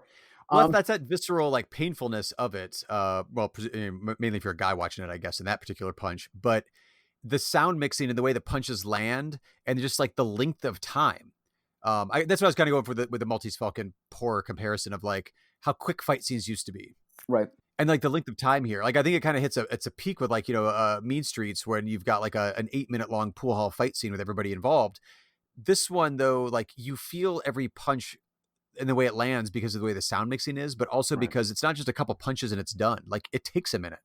Well, you can even see in older Westerns, for instance, right? The bar brawl, where everybody's getting punched a lot and it actually takes a while. But you don't really believe anybody's hurt. And when this is over, you believe somebody could be crippled. I think that, just the sort of the intensity of it. And the intensity that's brought to it. It's hard to get across as the composition of the way, the sound over that, the sort of the colors of the club, the fact that they're in the background. It's just, it's so good. Well, it's also the way it's shot. Like, poor action sequences are actually easier to criticize or to talk about because, like, it's disorienting. You don't really know where anyone's at. This one is so grounded and keeps you oriented. Like, you know where each person's at. It's never confusing. It's not just like a bunch of close-ups of like flailing arms or legs or whatever. Like, you're very oriented and you know the choreography. You can see the choreography at play in this scene. You're very oriented and you know who's where, who's on top, who's got the upper hand right now, who doesn't have the upper hand, who just landed a punch, who just received a punch. It's a masterwork of, montage editing, choreography, and stunt work that we just haven't seen that level just yet in the 60s. Right. But yeah, no, I think that's just it. This is the best action we've seen so far. Which is interesting because that, I had, again, watching this stuff in fucking chronological order, it just illuminates so many things. This is the era of James Bond is like, I guess probably like the bar for action films at this point in the 60s, because one, they're financially successful. It's a known character. It's also like a built-in first-ish kind of like franchise films that a studio has where they're just going to keep making these, keep churning them out. You don't like, and this is operating completely separate from a James Bond movie. If you haven't seen Point Blank, its editing style and its rhythms are very different from James Bond, and it is somewhat told in a linear way, but within each scene, there's like these nonlinear scenes. There's these nonlinear editing that's going on within the scenes to make each scene stand out on its own. But yeah, when you're looking in the context of action and choreography, kind of at this point, James Bond is what you would think you'd be aiming for, and John Boorman was just like, "Fuck it, no, we're doing our own thing." We're doing our own thing. I mean, this is an anti-James Bond, right? It is. I mean, both because it's a noir, but also because you could not find a character more, different in many ways. It's interesting. I think, this is a movie with a number of female characters, one of whom dies. His wife, who betrays him, who basically commits suicide by pills and guilt. Yeah. The other one is her sister, and I think Angie Dickinson actually does an amazing job in this. She's not, she's not really simply a femme fatale. She is, you can see into her character and what she's thinking. She's not just sort of ornamentation. True. She is genuine anger and even agency throughout the film, despite being surrounded by very violent men. Right. And, she is sort of our mirror to a certain degree, looking at Walker, at Lee Marvin's character, and in horror. Right. She sleeps with him, but there is also like a horror and a realization that, when he was betrayed, he's betrayed in a heist in Alcatraz Island. And basically that, she says, you really did die there, which of course is a question throughout the entire film. Is this a dream as he's dying? Is this a dream right. or is this really happening? I think it's really happening, but I do think that there's a certain level of abstraction to what's going on where it's not clear. This is a very dreamlike film. It is, and I think that's specifically because of the editing style that's incorporated that Boorman's using here. You mentioned it really close to The Pawnbroker, which we covered to pretty decent extent in a previous episode, where the motivation for the editing here, either it's a flashback, flash forward, time is just compressed. Each scene in and of itself works, even though each individual scene has different editing rhythms. Right. Which I find really interesting. Again, it's an audio format. It's hard to describe how this editing sort of works. The scene you mentioned where Lee Marvin was like very, determined walking down a hallway, and you hear the click of his shoes as he's walking, and he is stoic and he's determined. The sound of his shoes walking on this linoleum floor echoes throughout the other portions of that scene that are taking place in different rooms, different locations. But it gives the audience, as you're watching it, that sense of like, he's coming. The impending reckoning that, Walker is going to be bringing to these different characters. It's coming because you can hear like the footsteps echo beyond just the scene that he's in. It helps to reinforce him as a force of nature. Yes. Yeah. As just sort of an inevitable force. I guess the quick way to say would be like elliptical editing, where it's hard to describe and doesn't necessarily make sense as each scene starts, but by the end of each scene, you're like, oh, okay, I get what was going on there. Yeah. Which is also pretty ballsy, because having such different styles per scene could be very disorienting and not really work that well. But this one works overall as a whole. But because of the way that the elliptical editing works and kind of doubles back on itself and then revisits certain scenes, in the opening scene when he's double-crossed and he's shot and he's left for dead in a vacant cell in an abandoned Alcatraz, and then the film ends on Alcatraz without a definite resolution of, well, what did he do? Right. It gives you that feeling of like, wait, was this all just like a dying man's, hallucinatory dream of revenge? Or was it actually happening? And not only that, I mean, part of this is the point where technically he would have gotten his revenge, and he doesn't seem to take the money. And from a logical perspective, we should explain the scene. This is the wrong order to do it. But basically, it's elliptical, Isaac. It's mirroring the editing style of Point Blank. But part of it is he doesn't grab the money because the people. So part of it is he's not just getting vengeance on his own. He's made a deal with a member of the crime organization that he's going after, who we don't know who this person is or what his role is until the end of the movie. This person feeds him information because he wants to wipe out the rest of the leadership, and so they have a deal. And he basically, instead of just taking the money from this guy, he just fades off. If this is a literal movie, he's fading. He's just waiting for the guy to leave because he doesn't want to be betrayed again, right? Before taking his money. But you also he fades off into darkness, right? This force of nature has gotten his vengeance and it's done. Right. He just pulls back into the shadows. I think, this is a moment to sort of talk about another element of the very 60s-ness of this, which is you have this organized... I sort of mentioned neoliberalism earlier as sort of business ethic, but of course the 60s are also the peak of large vertically integrated corporations and sort of executive power as opposed to investor power. Right. And that's reflected in film. It's another element that we haven't really gotten to, but this is a crime organization that's run out of, big office buildings in which all the top people view themselves as business people, and which is indicated that actually that's where they started. At least one of the lieutenants is just like a guy who owns a car dealership, and it's not clear if he was a criminal before he ran the car dealership.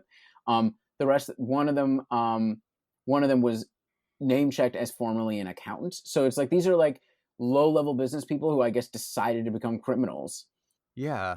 And view themselves completely as a corporation. At the end of the movie, when Lee Marvin is sort of cornering one of the leaders to get his money, it's like, well, you want this in cash. We don't deal in cash.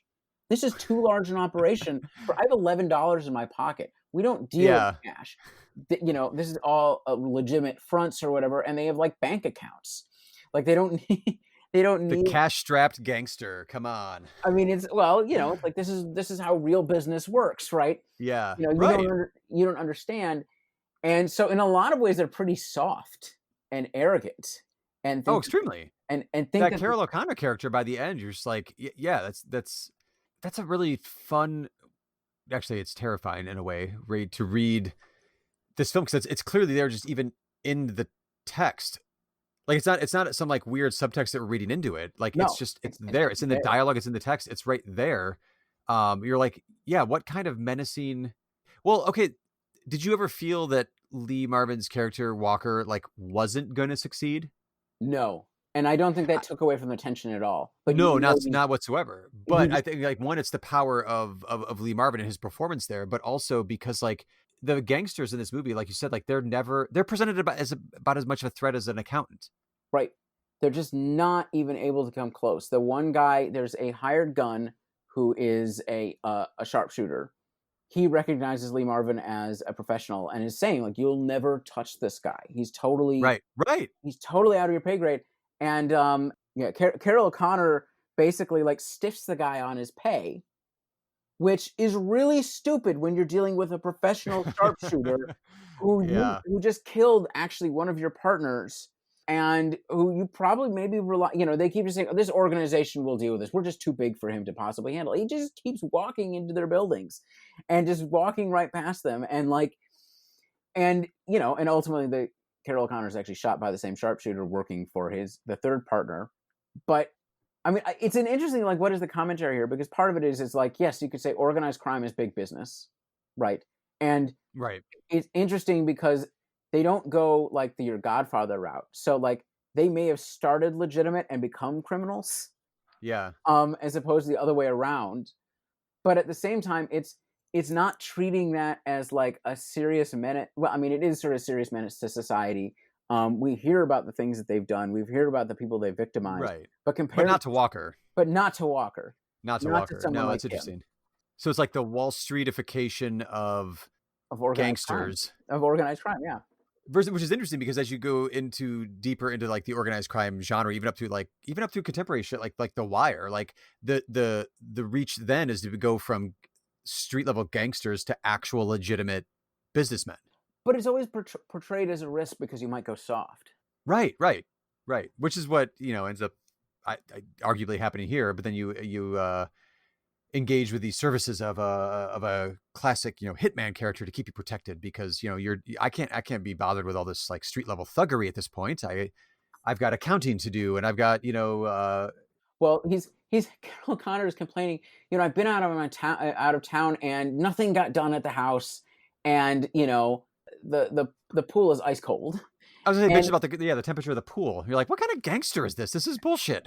Well, at the same time, because like part of it is this: they've used this to get rich. Like this is what it's about. And meanwhile, like Walker is literally slept over in your house, and is waiting for you. And there's literally you got like one guy there to help you, right? And he's not much help.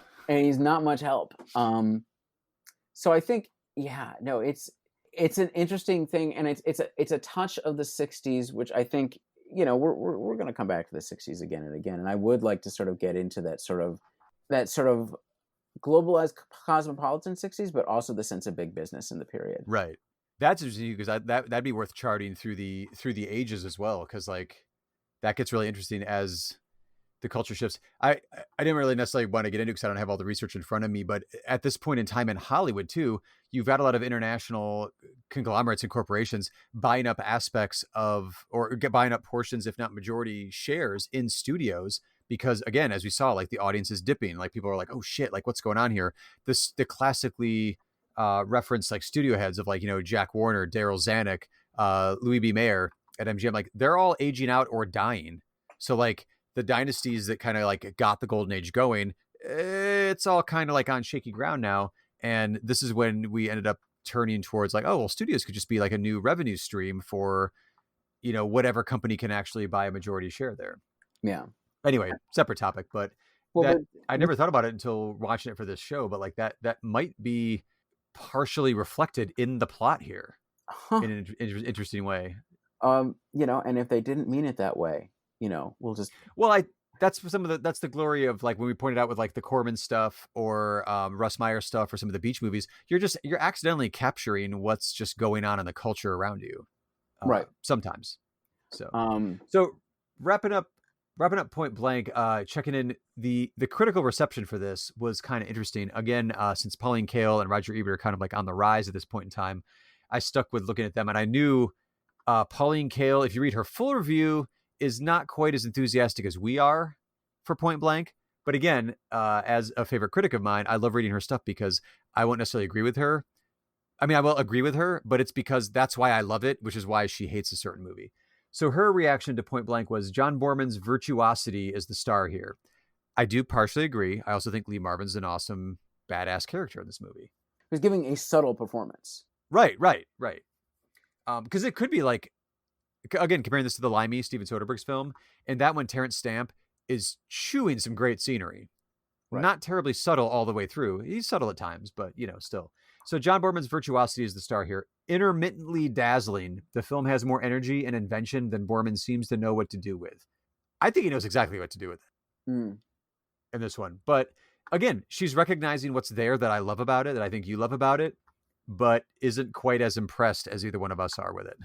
Yeah. Well, you know, I mean, hey, I'm not going to, I may just, like you said, I'll disagree with Pauline Kael, but, you know, she always, it's the sort of disagreement that pushes you forward.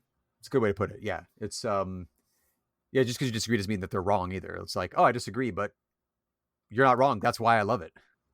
So moving on to the second part of this particular episode, we wanted to look at, we haven't really checked in with war films, specifically World War II films. And I feel like that's really an interesting thing that we do need to look at in the 60s because they're there every year, same as Westerns. But now in 67, in the middle of the Vietnam War, it's kind of interesting that Hollywood still is choosing to put out, or I should say it's illuminating what styles of World War II movies are being put out in this time period. Right. You know, and my sort of regret is I don't actually know the classic war movie genre particularly well. So I don't either. I feel like I'm sort of cheating by jumping into the weird stuff first. Well, we jumped into stuff that's drawing our attention. Right. I think I put it that way. So up first in this is Cornel Wilde's film Beach Red, about a U.S. Marine unit's fight against the defenders of a Japanese-held island. Both sides are haunted by their own thoughts and memories. The mosquitoes are out there waiting for you. The ticks are waiting too. Their bites can cause malaria, typhus, trench fever, bubonic plague. The oil of the Cammonday tree, if it enters your body, will be fatal. But your greatest danger will be your fellow man. You must never point a gun at anybody, Mike.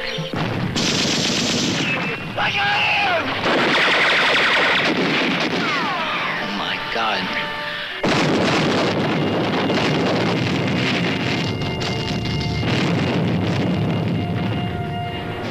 Here we go.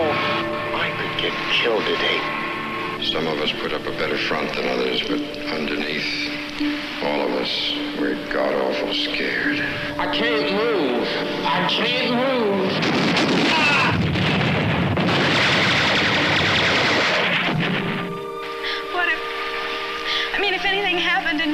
what would I do? I'd kill myself with honest. Don't talk like that. Nothing's gonna happen. You ain't seen most. Not in some time. Well, look for him. What was the point? Was it necessary to break both his arms? Was it unavoidable? That's what we're here for, to kill. That's what they're doing to us any way they can. I'm going to kill these bastards. I'm going to shoot them. I'm going to bayonet them. I'm going to break their arms so don't give us no more trouble. Everything else is just a lot of crap. Cornell Wilde's Beach Red is not just a war movie. So, let's just take a moment to just explain who Cornell Wilde is. Cornell Wilde, classic Hollywood actor. I know him best for The Big Combo, which is a very good 50s noir, but there's definitely some other stuff. He was also, I believe, a champion fencer, like a world-class athlete. Really? Yeah.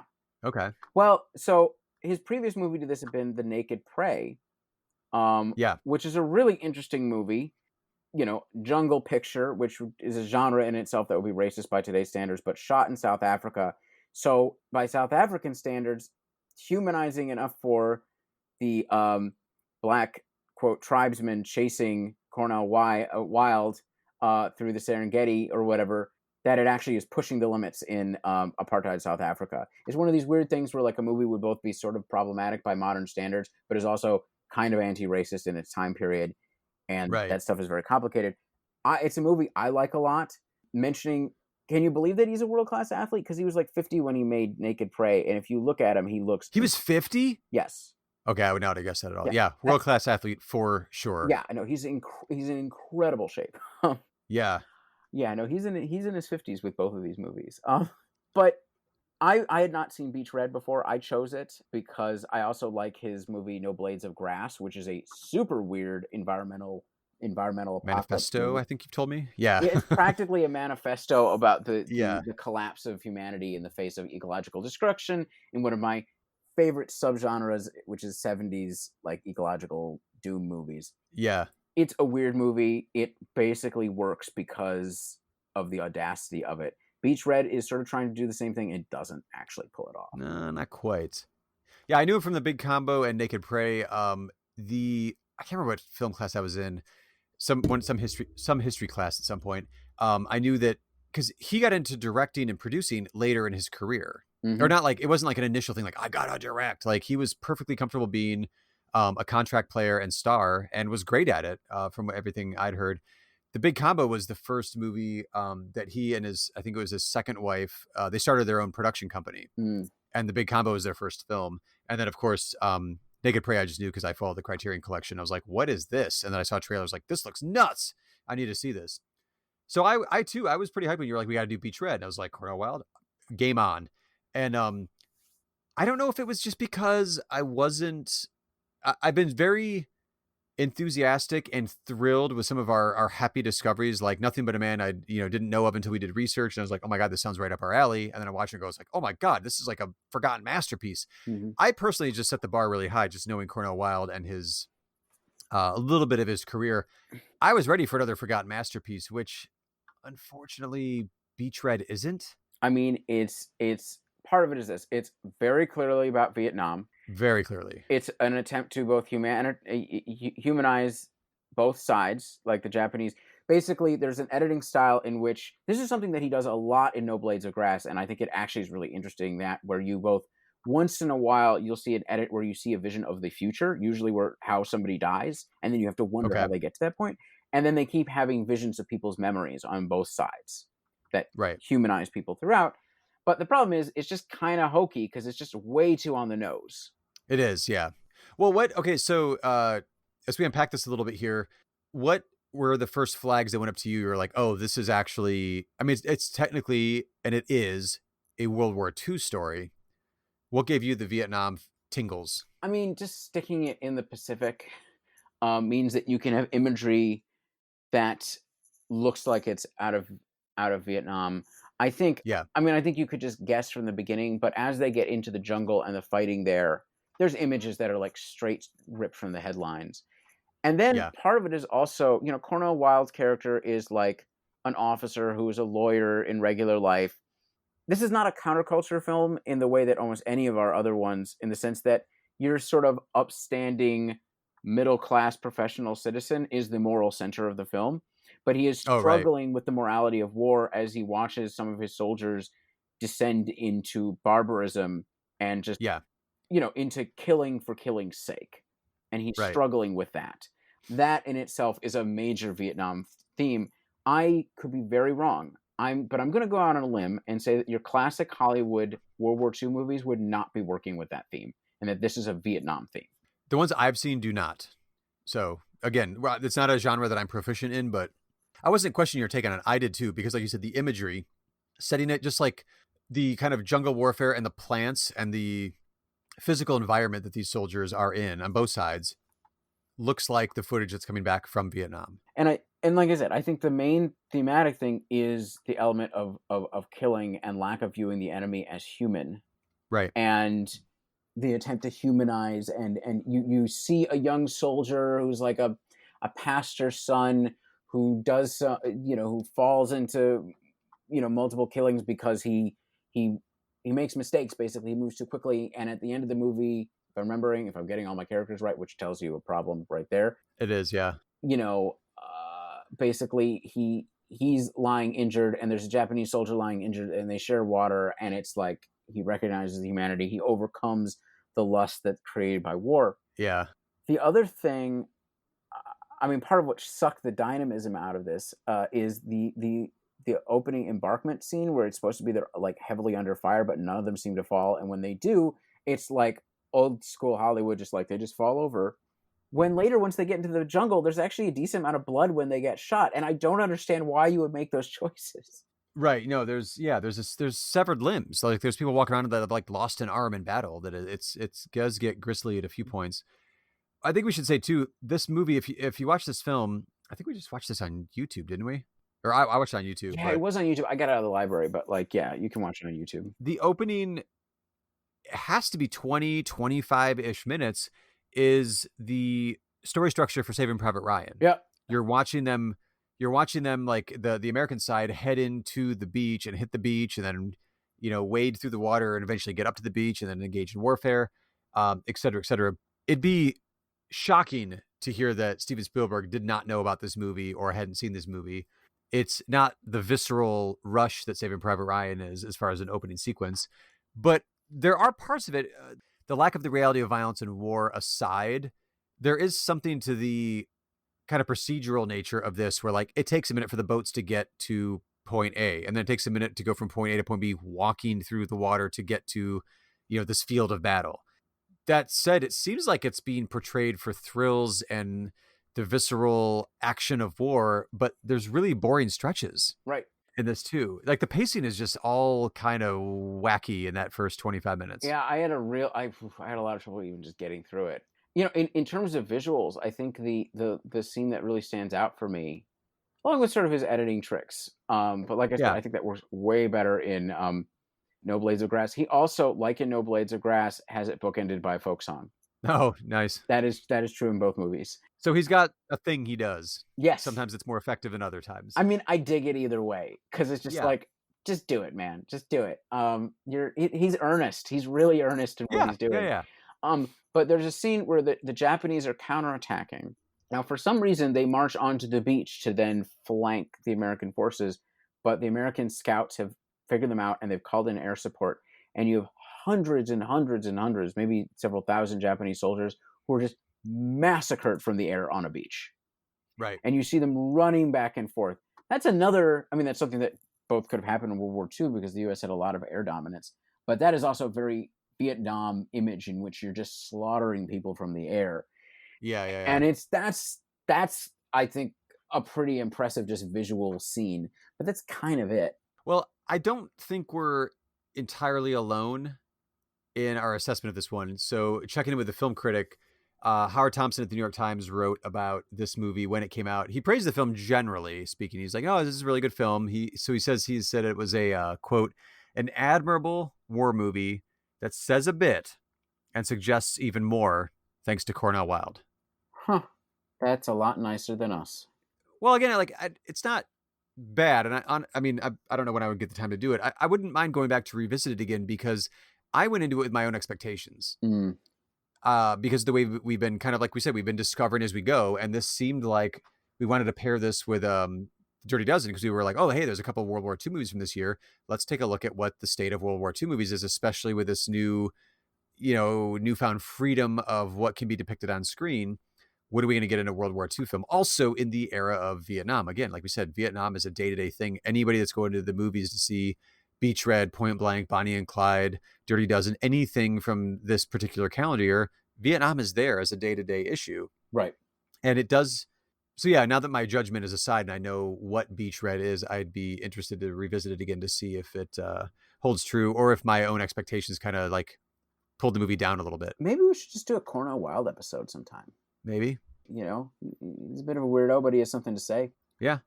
So on to the other World War II film, Dirty Dozen, Robert Aldrich's film from the same year. During World War II, a rebellious U.S. Army major is assigned a dozen convicted murderers to train and lead into a mass assassination mission of German officers.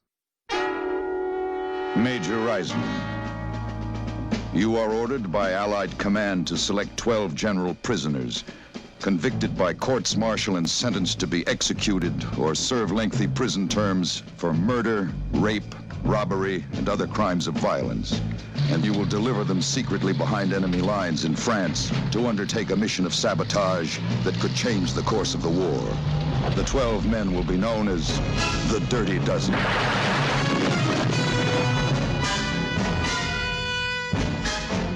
Lee Marvin as Major John Reisman. There's a little of Major Reisman in every man, says Marvin. Tough and unyielding, yet compassionate. I think it's the best role I've ever been asked to play. You've all volunteered for a mission which gives you just 3 ways to go. Either you can foul up in training and be shipped back here for immediate execution of sentence, or you can foul up in combat, in which case I will personally blow your brains out, or you can do as you're told, in which case you might just get by. Now you hold it right there. This war was not started for your private gratification, and you can be damn sure that this army isn't being run for your personal convenience either. Ernest Borgnine as General Warden. I'm tired of seeing generals portrayed as desk-bound pen pushers, says Borgnine. So I've played Warden as a rough professional soldier. Robert Ryan as Colonel Everett Dasher Breed. There were officers like Breed, says Ryan, who could never suffer the rules broken or even bend a little. Major Reisman's compliments, sir. Tell him what it's You prefer to be captured or destroyed? Jimmy Brown as Napoleon Jefferson. Jefferson is any man fighting for recognition against the odds, says Brown. I think I understand him pretty well. The hell with it! John Cassavetes as Victor Franco. Says Cassavetes. Franco is a petty hoodlum forced to heroism by circumstances beyond his control. We go on that mission, we all get killed. That's what they want! That's what they want! Trini Lopez as Jimenez. He's crawling with hate. Charles Bronson as Vladislaw. The last guy in the world you'd expect to be a hero. Telly Savalas as Archer Maggot. Maggot is a maniac, says Savalas. His religious fanaticism can never be moderated or quelled. It is a constant danger. Clint Walker as Samson Posey. An Indian with war paint smeared on his soul. Push Train them. Excite them. Arm them. And turn them loose on the Nazi High Command. You know what? I couldn't really believe that one officer could pull this off. Actually, there's a lot of help. Nonetheless, because it's Lee Marvin, I believe. I would say if it's Lee Marvin, he can fucking do it. Right. So speaking of Vietnam-era World War II movies. Well, insofar as that goes, I feel like there's an element I brought up in previous episodes of a Hollywood and Vietnam class I took in college where my professor's hypothesis was, and he'd watched a lot more war films than I still even have, was that revisiting World War II during the Vietnam era was sort of a backdoor way to propagandize people into going like, rah, rah, like, let's, support the troops, support America, support this war, because you're reminiscing about the quote Great War, in which America was victorious, the American military was victorious, versus the reality of what the American people and the American military are experiencing during Vietnam. I don't know that theory necessarily holds true with the Dirty Dozen. No, I think it decisively does not. Right. I mean, this is the movie, the unvarnished machismo movie that we have here. Like, this is like the level of testosterone being like blasted out of this film is just unbelievable. But this is also a movie, spoiler alerts for an over 50-year-old movie, that ends with the line, I think I could get used to killing generals. Yeah. And the other part about it, I mean, this is Inglourious Basterds does not exist without this. Not at all. And this is a movie where their mission is dishonorable. Right. Very Vietnam-esque. It's very Vietnam-esque. Now, these are things that, you know, so they're basically getting a disposable group of death row, primarily death row or decades-long inmates, to be trained up to go and assassinate as many German officers at a chateau as they possibly can before D-Day happens. That is what they're there for, and they're totally disposable, which is why you're willing to use them. Oh, I forgot I was right before D-Day. That's right. Like, their escape route is to head to the beach for D-Day. Right. It's like, which is like bullshit. I forgot all right? about that. Yeah. That is total bullshit. Like, no, you're not actually. But this is like you're given this choice of like either this or you die by hanging. So you might as well just do this. Right. I have so many I have so many points of this movie. This was like around TNT when we first got cable when I was a kid. This is the very first time I'd sat down and just watched this movie start to finish. One, it's 2.5 fucking hours long, which is too much. This movie could really use some editing. I don't know where, but I kept getting shades of Death by Hanging that we watched in our Japanese New Wave episode. With like the absurdity of capital punishment is definitely in there. But then also I kept coming back to this idea of how do you take a bunch of inherently horrible people who are, like you said, murderers, but then how do you get them to, one, submit to authority and follow orders within the ranks of the military, which is a completely foreign thing to me because I've never served and never will. But then also how you can kind of, I guess for lack of a better word, brainwash people into coming together as a unit to support each other, even if you're not fully on board with what the mission is going to end up being. So I think some of our characters are actually given some justification. So Jim Brown, who's the one black character, which I actually don't know if that would have even happened because the army is segregated, I believe, in World War II. He's totally justified because basically there are a bunch of white soldiers who are trying to castrate him and he kills them, which is... Oh, right, yeah. I'm bored of that guy. I'm bored with him, sure. Lee Marvin gets his liberal white guy points by basically saying, yeah, no, that's justified. Right. And then Charles Bronson, who's one of the few who survives and is sort of... If there's any stars to this other than Lee Marvin, it's like Charles Bronson to a certain degree. And Cassavetes. And Cassavetes, of course, yes. As a gangster who both has leadership skills and is total creepo, but not nearly as creepo as what's his name? Fucking Telly Savalas. Oh my God, Telly he Savalas. is. Oh Jesus. Well, I mean, who's just here's the thing is this: the rest of them did fucked up things, but they're actually not inherently bad people in some ways. Like things have happened in their lives or whatever. I mean, like that's just it. Like Charles Bronson, like he had a choice of somebody running away with the unit's medical supplies or shooting the person under heavy fire. And he decided to save the rest of the unit by keeping their medical supplies by shooting the person. And that's considered justified by the film. Everybody else, not so much. But yeah, Savalas is just like a monster. He is like he's a Bluebeard style, like Southern, like preacher, woman strangler, serial killer type. Oh, I wrote that in my notes too. Is like if this guy wasn't in the service, he'd be a serial killer in the South. Right. Well, that's literally what he is. I mean, yeah. He's just, he just hadn't gotten caught by the time he got in. And he's the one, I mean, this is something that I don't think, this is something that you wouldn't have seen before this point. He turns villain. as soon as they get into the field and they get to the chateau, he loses it and tries to start killing them. Yeah. And that's, like he's... And by them, you mean killing his own unit. troops. His own unit. Yeah, his own unit. Yeah. So he's actually a genuinely kind of unnerving character by that point. He doesn't fit into the class. He's unnerving way before that part. But yes, no, I agree. he's unnerving through the whole thing. Yeah. No, I think it's an interesting illustration of how you manipulate people into doing this. Well, so throughout the plot, it ends up being like, how can Lee Marvin, as again, another like kind of masterclass in Lee Marvin acting, it's how do you create cohesion because like he's assigned to do this. This isn't like, I'm going to do this and I'm going to prove a point or anything. Like Lee Marvin's character is assigned to do this. So he's got to. So he's trying to play ball as best he can. So then what does it take to create cohesion or a sense of camaraderie amongst these men who just don't have any real interest in this other than avoiding the hangman's noose, I guess, basically. So he does these interesting, which again, like it's 2.5 hours long.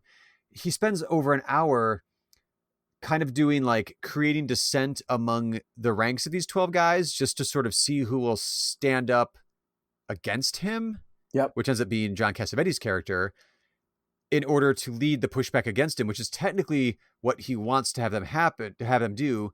But so then he also needs to, so he creates that situation in order to harness the fuck authority instinct that's building technically allegiances between the 12 so that eventually they will follow his orders because in military hierarchy, he's got to be the one in charge, which he sort of ends up doing it by the end of their training by just bringing in a bunch of prostitutes and having an illegal party for them, knowing he's going to get in trouble. And then his troops will rally behind it. It's an interesting kind of like manipulation via like Ocean's 12 Goes to War. I mean, there's another layer. I mean, he's the one who's getting them out. Like he's getting them off of death row or out of jail. And he's saying, I'm the one giving you this deal. The other thing is he is a nemesis who is a West Point stuck-up ineffective officer. And since he has to deal with them, that also creates unity there because he's the underdog in that context. He's the one there. And they play pranks and beat him in a war game. And we can talk about Ernest Borgnine's smile because... Oh, my God. I was so excited. Like, I think I put it in our notes. Like, I can't remember the last time I was like, fuck yeah, when I saw Ernest Borgnine come on screen. This cast is so stacked. I forgot he was in it. And I was like, I forgot how much joy Ernest Borgnine brings me when he's on screen. He's just a pleasure. He really is. He's the commanding general in all this. And he just has a twinkle in his eye the entire time. Yeah. Well, especially when they're doing the war games and he as the overseeing general who's like overseeing the war games and he's down on the field and he's checking out like how the war games are going. And he sees the deception that Lee Marvin and the Dirty Dozen are pulling over on the West Point prick and he's like, oh, this is fun. And like, he just like lets it happen. Right. But like, it also points out those guys, okay, this guy's actually probably a quality military mind. And he sees what's going on and realizes, okay, I'm going to let this happen. Okay. Maybe I do have the right men for the horrific job I'm going to give them. Right. Yeah. No, I think this is like a masterclass in masculine manipulation. Yeah. Building of camaraderie. But in order to do what? In order to murder as many German officers. Oh, and the women that they're with, their mistresses or prostitutes or whomever happen to be there. Well, that's just too bad. And to assassinate as many of them as you possibly can. And so if you've seen Inglourious Basterds and for some reason you haven't seen this and you think about, for instance, the scene in the theater where they murder Hitler and set everything on fire and the Germans are desperately trying to get out and you watch this, you know what he's remixing. And I think it's the bunker scene in this movie. Yeah. This is for me, this is the violence of Vietnam. This is the the brutality we've talked about in multiple other movies here, where there's this sort of like carelessness with human life. There's zeal in murder in this scene. There's actual legitimate zeal, and that there's the Tarantino influence there, or the influence on Tarantino. But that is just not something you would have seen. I mean, we've had the fuck authority element, which sort of plays in the countercultural moment. Sure. And that continues into the last scene, as I pointed out, Charles Bronson saying, I could get used to killing generals. Why? Because he's just been murdering German generals. Right. Also, no one survives except for like 3 of them. Right. That's true too. But that scene, you basically you huddle, you frighten your German officers into their bunker, then you pour gasoline and grenades down the air pipes, and then have Jim Brown, the football star, do a run where he's dropping the grenades in like he's on a football field, and just blow them all up while they're desperately trying to get out because you've barred them in like trap rats. And this is good. Well, they're Nazis. I mean, fair. I'm just saying that in terms of, I think that I could be wrong, but this feels as landmark in terms of screen violence as anything else we've watched today. It is, yeah. Well, especially like you said, within the context of it's a war film and what war films have been up to this point. Like, again, we're doing this in chronological order. This is 67. Apocalypse Now doesn't exist yet. Right. Platoon doesn't exist yet. This is how you get there. It's interesting. It throws morality out the window immediately, I guess. So like, I wasn't like as affected, I guess, by like the lack of humanity or the moral compass of the Dirty Dozen, because like, well, they're already like you pointed out, like they're already vaguely, if not overtly, justified killers that are part of this unit. And I think the thing that Inglourious Bastards does a little differently than this film is really takes the time to revel in the zeal that comes with, I'm just going to go kill some Nazis. And the difference between the Operation Kino in Inglourious Bastards and this one is that it's all Nazi officers. Like there aren't just like general bystanders that are just happen to be with them at all that are killed in Inglourious Bastards in the movie theater scene. In this one, like you said, there are women and spouses and mistresses and other people that, they're not necessarily, they're a party to war crimes because they're around a bunch of Nazis, I guess, but they're not, it's more than just the officers in this one. I mean, they make sure the French servants there don't get killed, but the Germans all get to die. Right. I mean, I think, you don't get this sort of, when I say there is glee in this, it is not the same degree to which Tarantino does it. But there's a pleasure at a job well done and not a question about how you're doing it. Well, it's also, in this one, they're directing like, hey, y'all are killers, right? Well, let's focus your killing on these Nazis over here. Right. This is, it's... So here's the thing is, I don't find it to be too long, and I really enjoy it. I think it's super entertaining. I mean, that we can have differences about this. I can see why it's sort of the classic that it is, but I am really curious about what the reaction was, because it's, you have like this guy camaraderie. I keep saying that wrong for some reason. You have like this sort of deep bonding as a unit. Yeah. You have multiple celebrities. I'm trying to remember his name. The character whose neck is broken when he just before even getting to the unit is like a famous musician who only gets to play one song in the whole movie. Oh right, Trini Lopez. Yeah. Like dies in a tree. So part of it is just the sheer. There is a certain nihilism to it all, in which it's just like these people are all going to die, and we're not going to pretend in some old school Hollywood fashion that this is going to be different. Right. Well, also, I mean, he dies as they jump out of a plane and land at the chateau. He dies before really even the mission even gets going. But I feel like narratively that really just queued up to me like, oh, no one's necessarily safe here. Dirty Dozen are not going to escape unscathed, and any of these characters might die. And in fact, most of them do. It's like 3 people get out alive. And also, this is not an era of Hollywood that we live in now where like everyone, studio executives are like, well, if it's a hit, we need to keep this going. This clearly could have franchised out and done a lot of sequels. I know there's like a made for TV sequel or some shit later on, but this could have been a series like the next year and kept going. But I kind of respect the fact that it didn't really try to do that. And that wasn't like a built-in mechanism at the studio. They're like, well, in case this is a hit, we need to keep going with this. And this was an out and out hit. It was made for just over $5 million and grossed almost 50. So this was a huge hit. As we mentioned, like it was in the top 5 films for this year. There has to be a little bit of speculation here, but I'm guessing it hit a little bit of like that exploitation vibe where it was like, wait, they're doing what?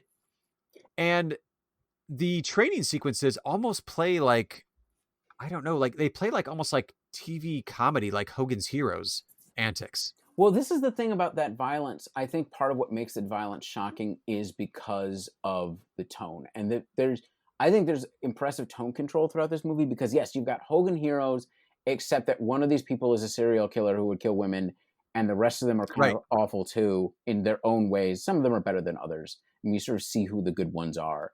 But, like, yeah, no, you've got that sort of lighthearted comedy, you know, combined with, like, yeah, but they're all sick. Right. Yeah.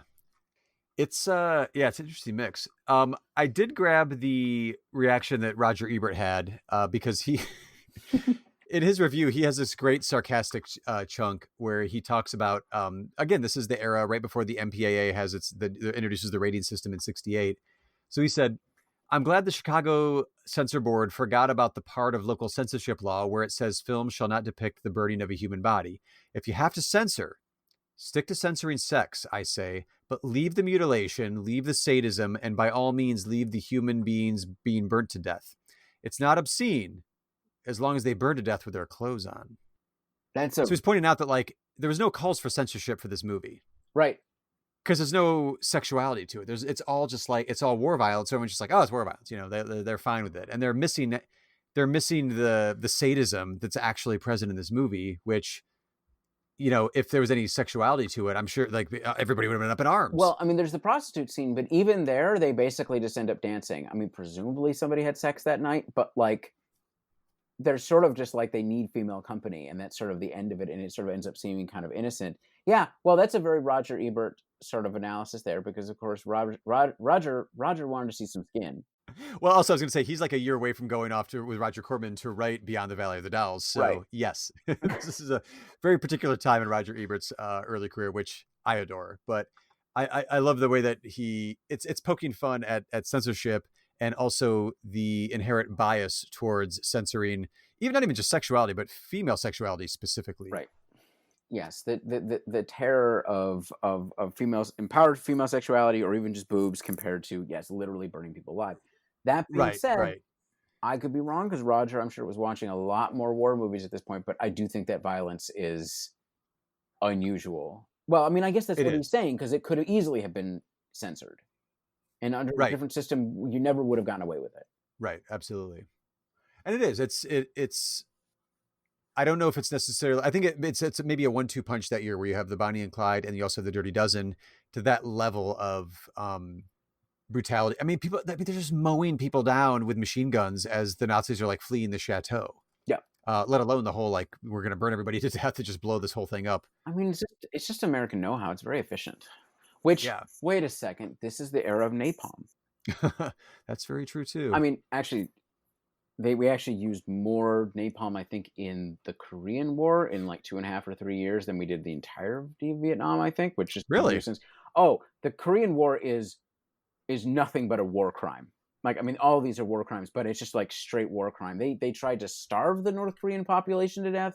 Like, they hit dams and things. Like, all of these things are wrong. But yeah, no, they used massive amounts of napalm. Nonetheless, the image that you're getting is of use of napalm, and the fact that you're burning them alive, I don't think is an accident. No, it's not. I think, just to sort of get back to the other area where this really doesn't fit, is that there is a fuck authority sensibility to it. Right. At no point is the military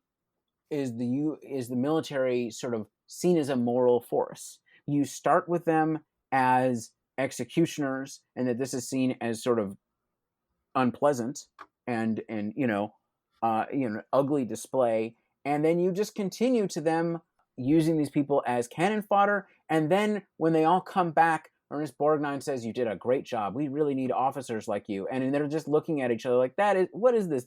Right. What is this crap? Like, like you use us up. Most of us are dead, and now you tell us we're fine. That, once again, is in the era of the draft and the Vietnam War. Right. And that is not an accident. Well, also glosses over their exit strategy from the chateau for the three that survive was D-Day. Yes. Which really isn't like mentioned or seen at all at the end of the movie. No. But that is apparently how they get back to have that final quick scene with Ernest Borgnine. Run toward the fighting. I guess so. And then also after they did this whole ordeal that they survived, then they also survived D-Day. And then to get back so Charles Bronson could be like, I get used to killing generals. Right. Which is a great line delivery. It is. Well, you say it was a little too long. Did you enjoy it now that you've seen the whole thing? I did, yeah. I mean, it's one of those too, like I probably just started a little bit late at night. I didn't realize the length of it. And it does, I think ends up justifying its running time because I wasn't expecting the full exploration of how to create a cohesive unit out of a bunch of disparate people who have every reason to be like, fuck this place, I'm out of here. Well, although they can't because it's the military. And that's why the end of the movie matters, right? Because you've taken the time to work through these. Mind you, they don't focus on all of them. Yes, there's a dozen, but not everybody even, I don't even recognize all of them at the end. But you create the time to create the empathy and to work through it. Mm-hmm. And it's almost like the training is most of the movie. And then there is a shift there where you've had sort of fun and games and suddenly it's just like, mass murder. Well, it's also interesting too that they leaned into, so it's officially based on a book from 1965 by E.M. Nathanson that was a bestseller, which in itself was based on a real, this is like copy of a copy of a copy again, but which the book itself was based on a World War II unit of behind the lines demolition specialists. From what I read very quickly on Wikipedia and history.com, doesn't seem like they're involved in war crimes the way that this movie is depicting them. But they were called the Filthy 13, which doesn't really have the same ring as the Dirty Dozen. Oh, there's a reason they changed the name. I mean, like, what can you do? Oh. But the fact that they, had a real life thing and also a book that to base it on, but then they went in the direction they went for the movie. Again, I think you're spot on with like, okay, well, this is the era of Vietnam. We need to do something a little different here. So I did want to check in real quickly because there's some documentaries coming out in the same time period that at this point, I just kind of want to do a shout out. If you're interested in documentaries, there's a few you do want to catch up on. One of the ones is a absolute classic of the genre of documentaries, specifically the performance genre, musical performance genre, which is Don't Look Back from D.A. Pennebaker about Bob Dylan's tour predominantly through England in 1965. He's still entirely unplugged at this point for the Dylan fans out there. I am not one of you. I apologize. I've tried on a number of occasions. I just cannot. I don't dislike Dylan. I don't get that compulsion of like, I need to hear more. It doesn't work for me. I think part of it is that like my entire life, Bob Dylan's been fucking Bob Dylan. Again, I was born in 1977. So I don't particularly have an interesting or like an entry point into this documentary or Dylan's career. I was honestly though expecting a bit more of like a hagiographic kind of self-aggrandizing portrait of an artist. And this movie is not that. Bob Dylan comes across, in my opinion, as kind of a petulant asshole in a lot of these scenes. I don't know if you have too much of a relationship with Dylan and his music, Isaac. God, I have such a weird relationship with popular music in general. I mean, I certainly, I've listened to a lot of his classic stuff. I listened to some of his later stuff, some of his stuff post 2000, which I actually liked a lot. I mean, he's always a great artist. Doesn't mean all his work is perfect. I'm not discounting that at all. You're right. No, like, it's just not my form of art, I guess. But I don't think I have a deep relationship with him, no. Okay. So I'm speaking purely on cinematic terms. Like Pennebaker had insane levels of access, and he's using this direct cinema approach that we mentioned before with Crisis, Behind a Presidential Commitment, and Robert Drew and Associates, and some of those films that we talked about a few episodes ago. He does these long takes where they're hanging out, and some of the best scenes in the movie, and I don't mean to say he sounds like an asshole or a prick throughout the entire movie. There's magic in some of these scenes where he's hanging out with, at one point he's hanging out with Donovan for a long period of time, because I think they're touring together. But there's these long takes where they're just hanging out. And when you get musicians that are talented, insanely talented musicians just hanging out and like strumming on the guitar, just kind of improvising, and you're watching them create while hanging out together in these long takes, it is pretty revealing and really engaging. And I think the commitment that D.A. Pennebaker has to direct cinema and just recording and capturing reality really comes through, because it's not a performance. The scenes aren't created necessarily through editing. There's long sections where it's just like 3, 5, 7 minutes of long takes where you're just seeing like the way a backstage dynamic would play out before a concert. And the only other thing I wanted to point out from this particular movie was you never see an audience. There's crowds outside of venues when he's leaving that are like, one girl sits on top of his car and won't get off even as they're driving. So there are passionate fans there, but when he goes out on stage, it's shot from a backstage perspective where you don't see a single face in the crowd. You hear them and he plays to them, but you don't see like the sea of adoring fans or anything, which I think is a really interesting way to focus on his performance. And also, it really didn't click for me, which it definitely should have until watching this documentary. He's playing the harmonica and he's playing the guitar and he's singing. Maybe not all at the same time because you need your voice, your mouth to play the harmonica. It never clicked to me to watch this movie that he is playing the harmonica, which I cannot do, and he's playing the guitar, which I cannot do, at the same time. That feels to a complete musical novice. I cannot play a single instrument. Hey, any bluesman can do the same. Right, and that's an impressive level of musicianship that I really didn't fully appreciate till watching this. So I was like, all right. Yeah, no, that's a classic. That's a standard combo for that sort of style. But still worth celebrating. Yeah, I think. Well, I mean, here, he's great. Yeah. Well, okay. So singing the praises of Roger Ebert still, he had a very similar take to this movie that I had, where he says, indeed, those who consider Dylan a lone ethical figure standing up against the phonies will discover after seeing this film that they have lost their hero. Dylan reveals himself, alas, to have clay feet like all the rest of us. He's immature, petty, vindictive, lacking a sense of humor, overly impressed with his own importance, and not very bright. Wow. That stings, right? Is that fair? I don't think it's entirely fair. I think he's an insanely talented musician. I mean, Ebert goes on and kind of parses that out in a little bit more length in his actual review. But I mean, that's an uncut paragraph right from his review that I was like, huh. Because it's not a artist. I mean, it was an artist approved, but it's not just like singing the praises of Dylan. Like you see him get super petty and you see him yelling at people. You see, there's tons of scenes in this film where he does not come across as that nice of a person, I guess. The other one to mention, I know you told me off mic, Isaac, but Frederick Weissman is a towering figure in the world of documentaries. I am only familiar with a few of his. I know you said you're not sure. I don't think you haven't seen any of his films. No. It's a name that people maybe recognize, but it's not necessarily a name that people are hugely familiar with. His first documentary came out this year, so we cannot wrap up 1967 without mentioning Titicut Follies, which, just based on that name, doesn't sound like the... It doesn't sound like the ruin your day documentary that it actually is. It sounds like a light behind the scenes, documentary about a stage production of something, right? But it's not. It's a look at the Bridgewater State Hospital for the Criminally Insane.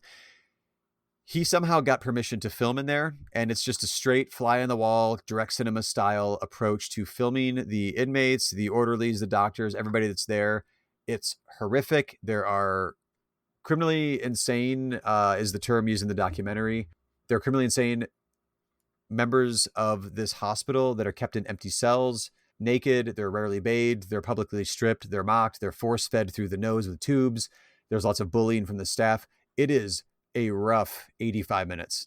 It's essential in the documentary world because, one, it was made, and two, because it ended up being a banned film from 69 to 87 because the Massachusetts Supreme Court, they would not allow it to be shown. It was only screened for doctors, lawyers, judges, healthcare workers, students in any of those fields.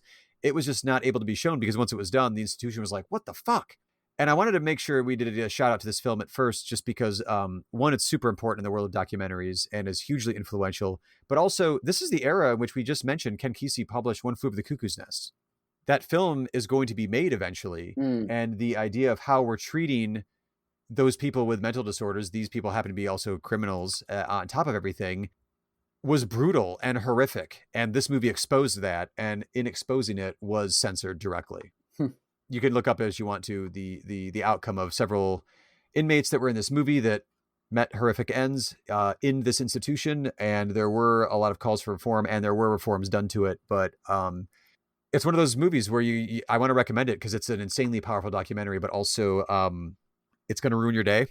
There's just no way around it. Yeah, you were saying like you were trying to after seeing it, just level things out a little bit. Yeah, I watched hippie exploitation films afterwards because I was like, I just needed something light and completely meaningless and fluffy. If I had another beach movie that I hadn't seen to go to, I would have gone to that one. I don't understand how that's relaxing, but fair enough. So the critical quote for this one, to wrap it all up, was Titicut Follies is one of the most despairing documentaries I've ever seen. more immediate than fiction because these people are real, more savage than satire because it seems to be neutral. It really does seem to be. It really seems like Weissman. He actually got an ethnographic photographer to be a cinematographer on this one. They just shot it, and there's no voiceover narration. There's no real context. It's just, here's the images. Think how you will. Well, you might convince me. I don't have a problem with documentaries. I'm just weak on them. So clearly, this is something I need to work on.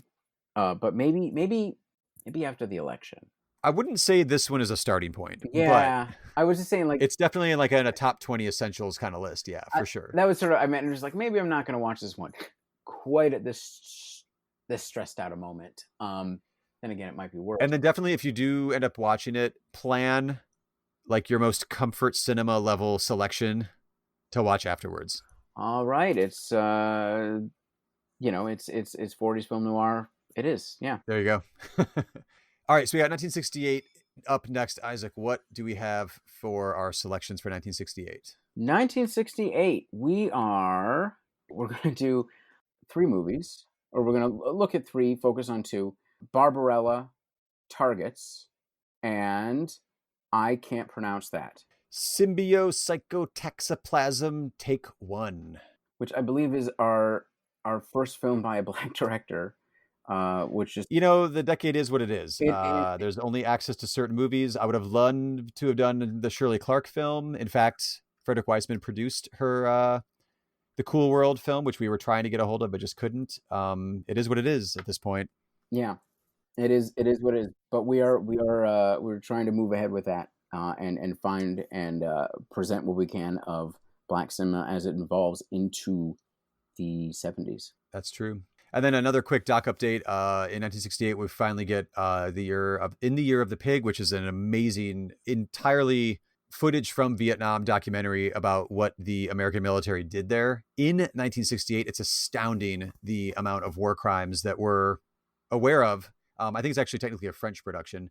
And then we're also going to look at Monterey Pop, which is a precursor to Woodstock as a documentary, but a documentary about the Monterey Pop Music Festival. So now, do a quick update on those documentaries as well. I think originally we were going to do Jules Dassin's Uptight, which is one of my favorite political films of all time, an incredible snapshot of the Black Power movement as it evolves.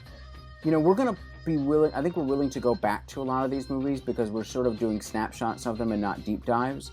But right. We were talking about it before, and Uptight, I don't want to dilute it. I feel like it deserves its own episode for a deep dive episode after we're done with this. Right, it's not a 15-minute conversation. It's not a 15 to 20-minute conversation. I mean, there's a lot of this, right? Like, do we want to go back to Targets? Absolutely. There's a lot of movies here that we probably would, but we can't go back to all of them. And I just was saying, like, Uptight deserves its own episode, and we will come back to it. But the lineup, I think, is pretty strong as we... Yeah, the years are getting a little thick now with the important films because this is, fully on New Hollywood has hit the ground, and it's a pretty impressive year from here on out. Yeah, this list you got here, I mean, listeners can't see this. I'm just giving me a panic attack. I don't know what to do with this. I know, there's too much. There's just too much. And we've barely even mentioned Stanley Kubrick. This is the year of 2001. Anyway, so that's 1968. All right, so until 1968 is upon us, we're signing off for now. My name is Aaron Spears. My name is Isaac Miller. Stay safe out there in the Corona and white nationalist militias, and keep protesting and keep fighting.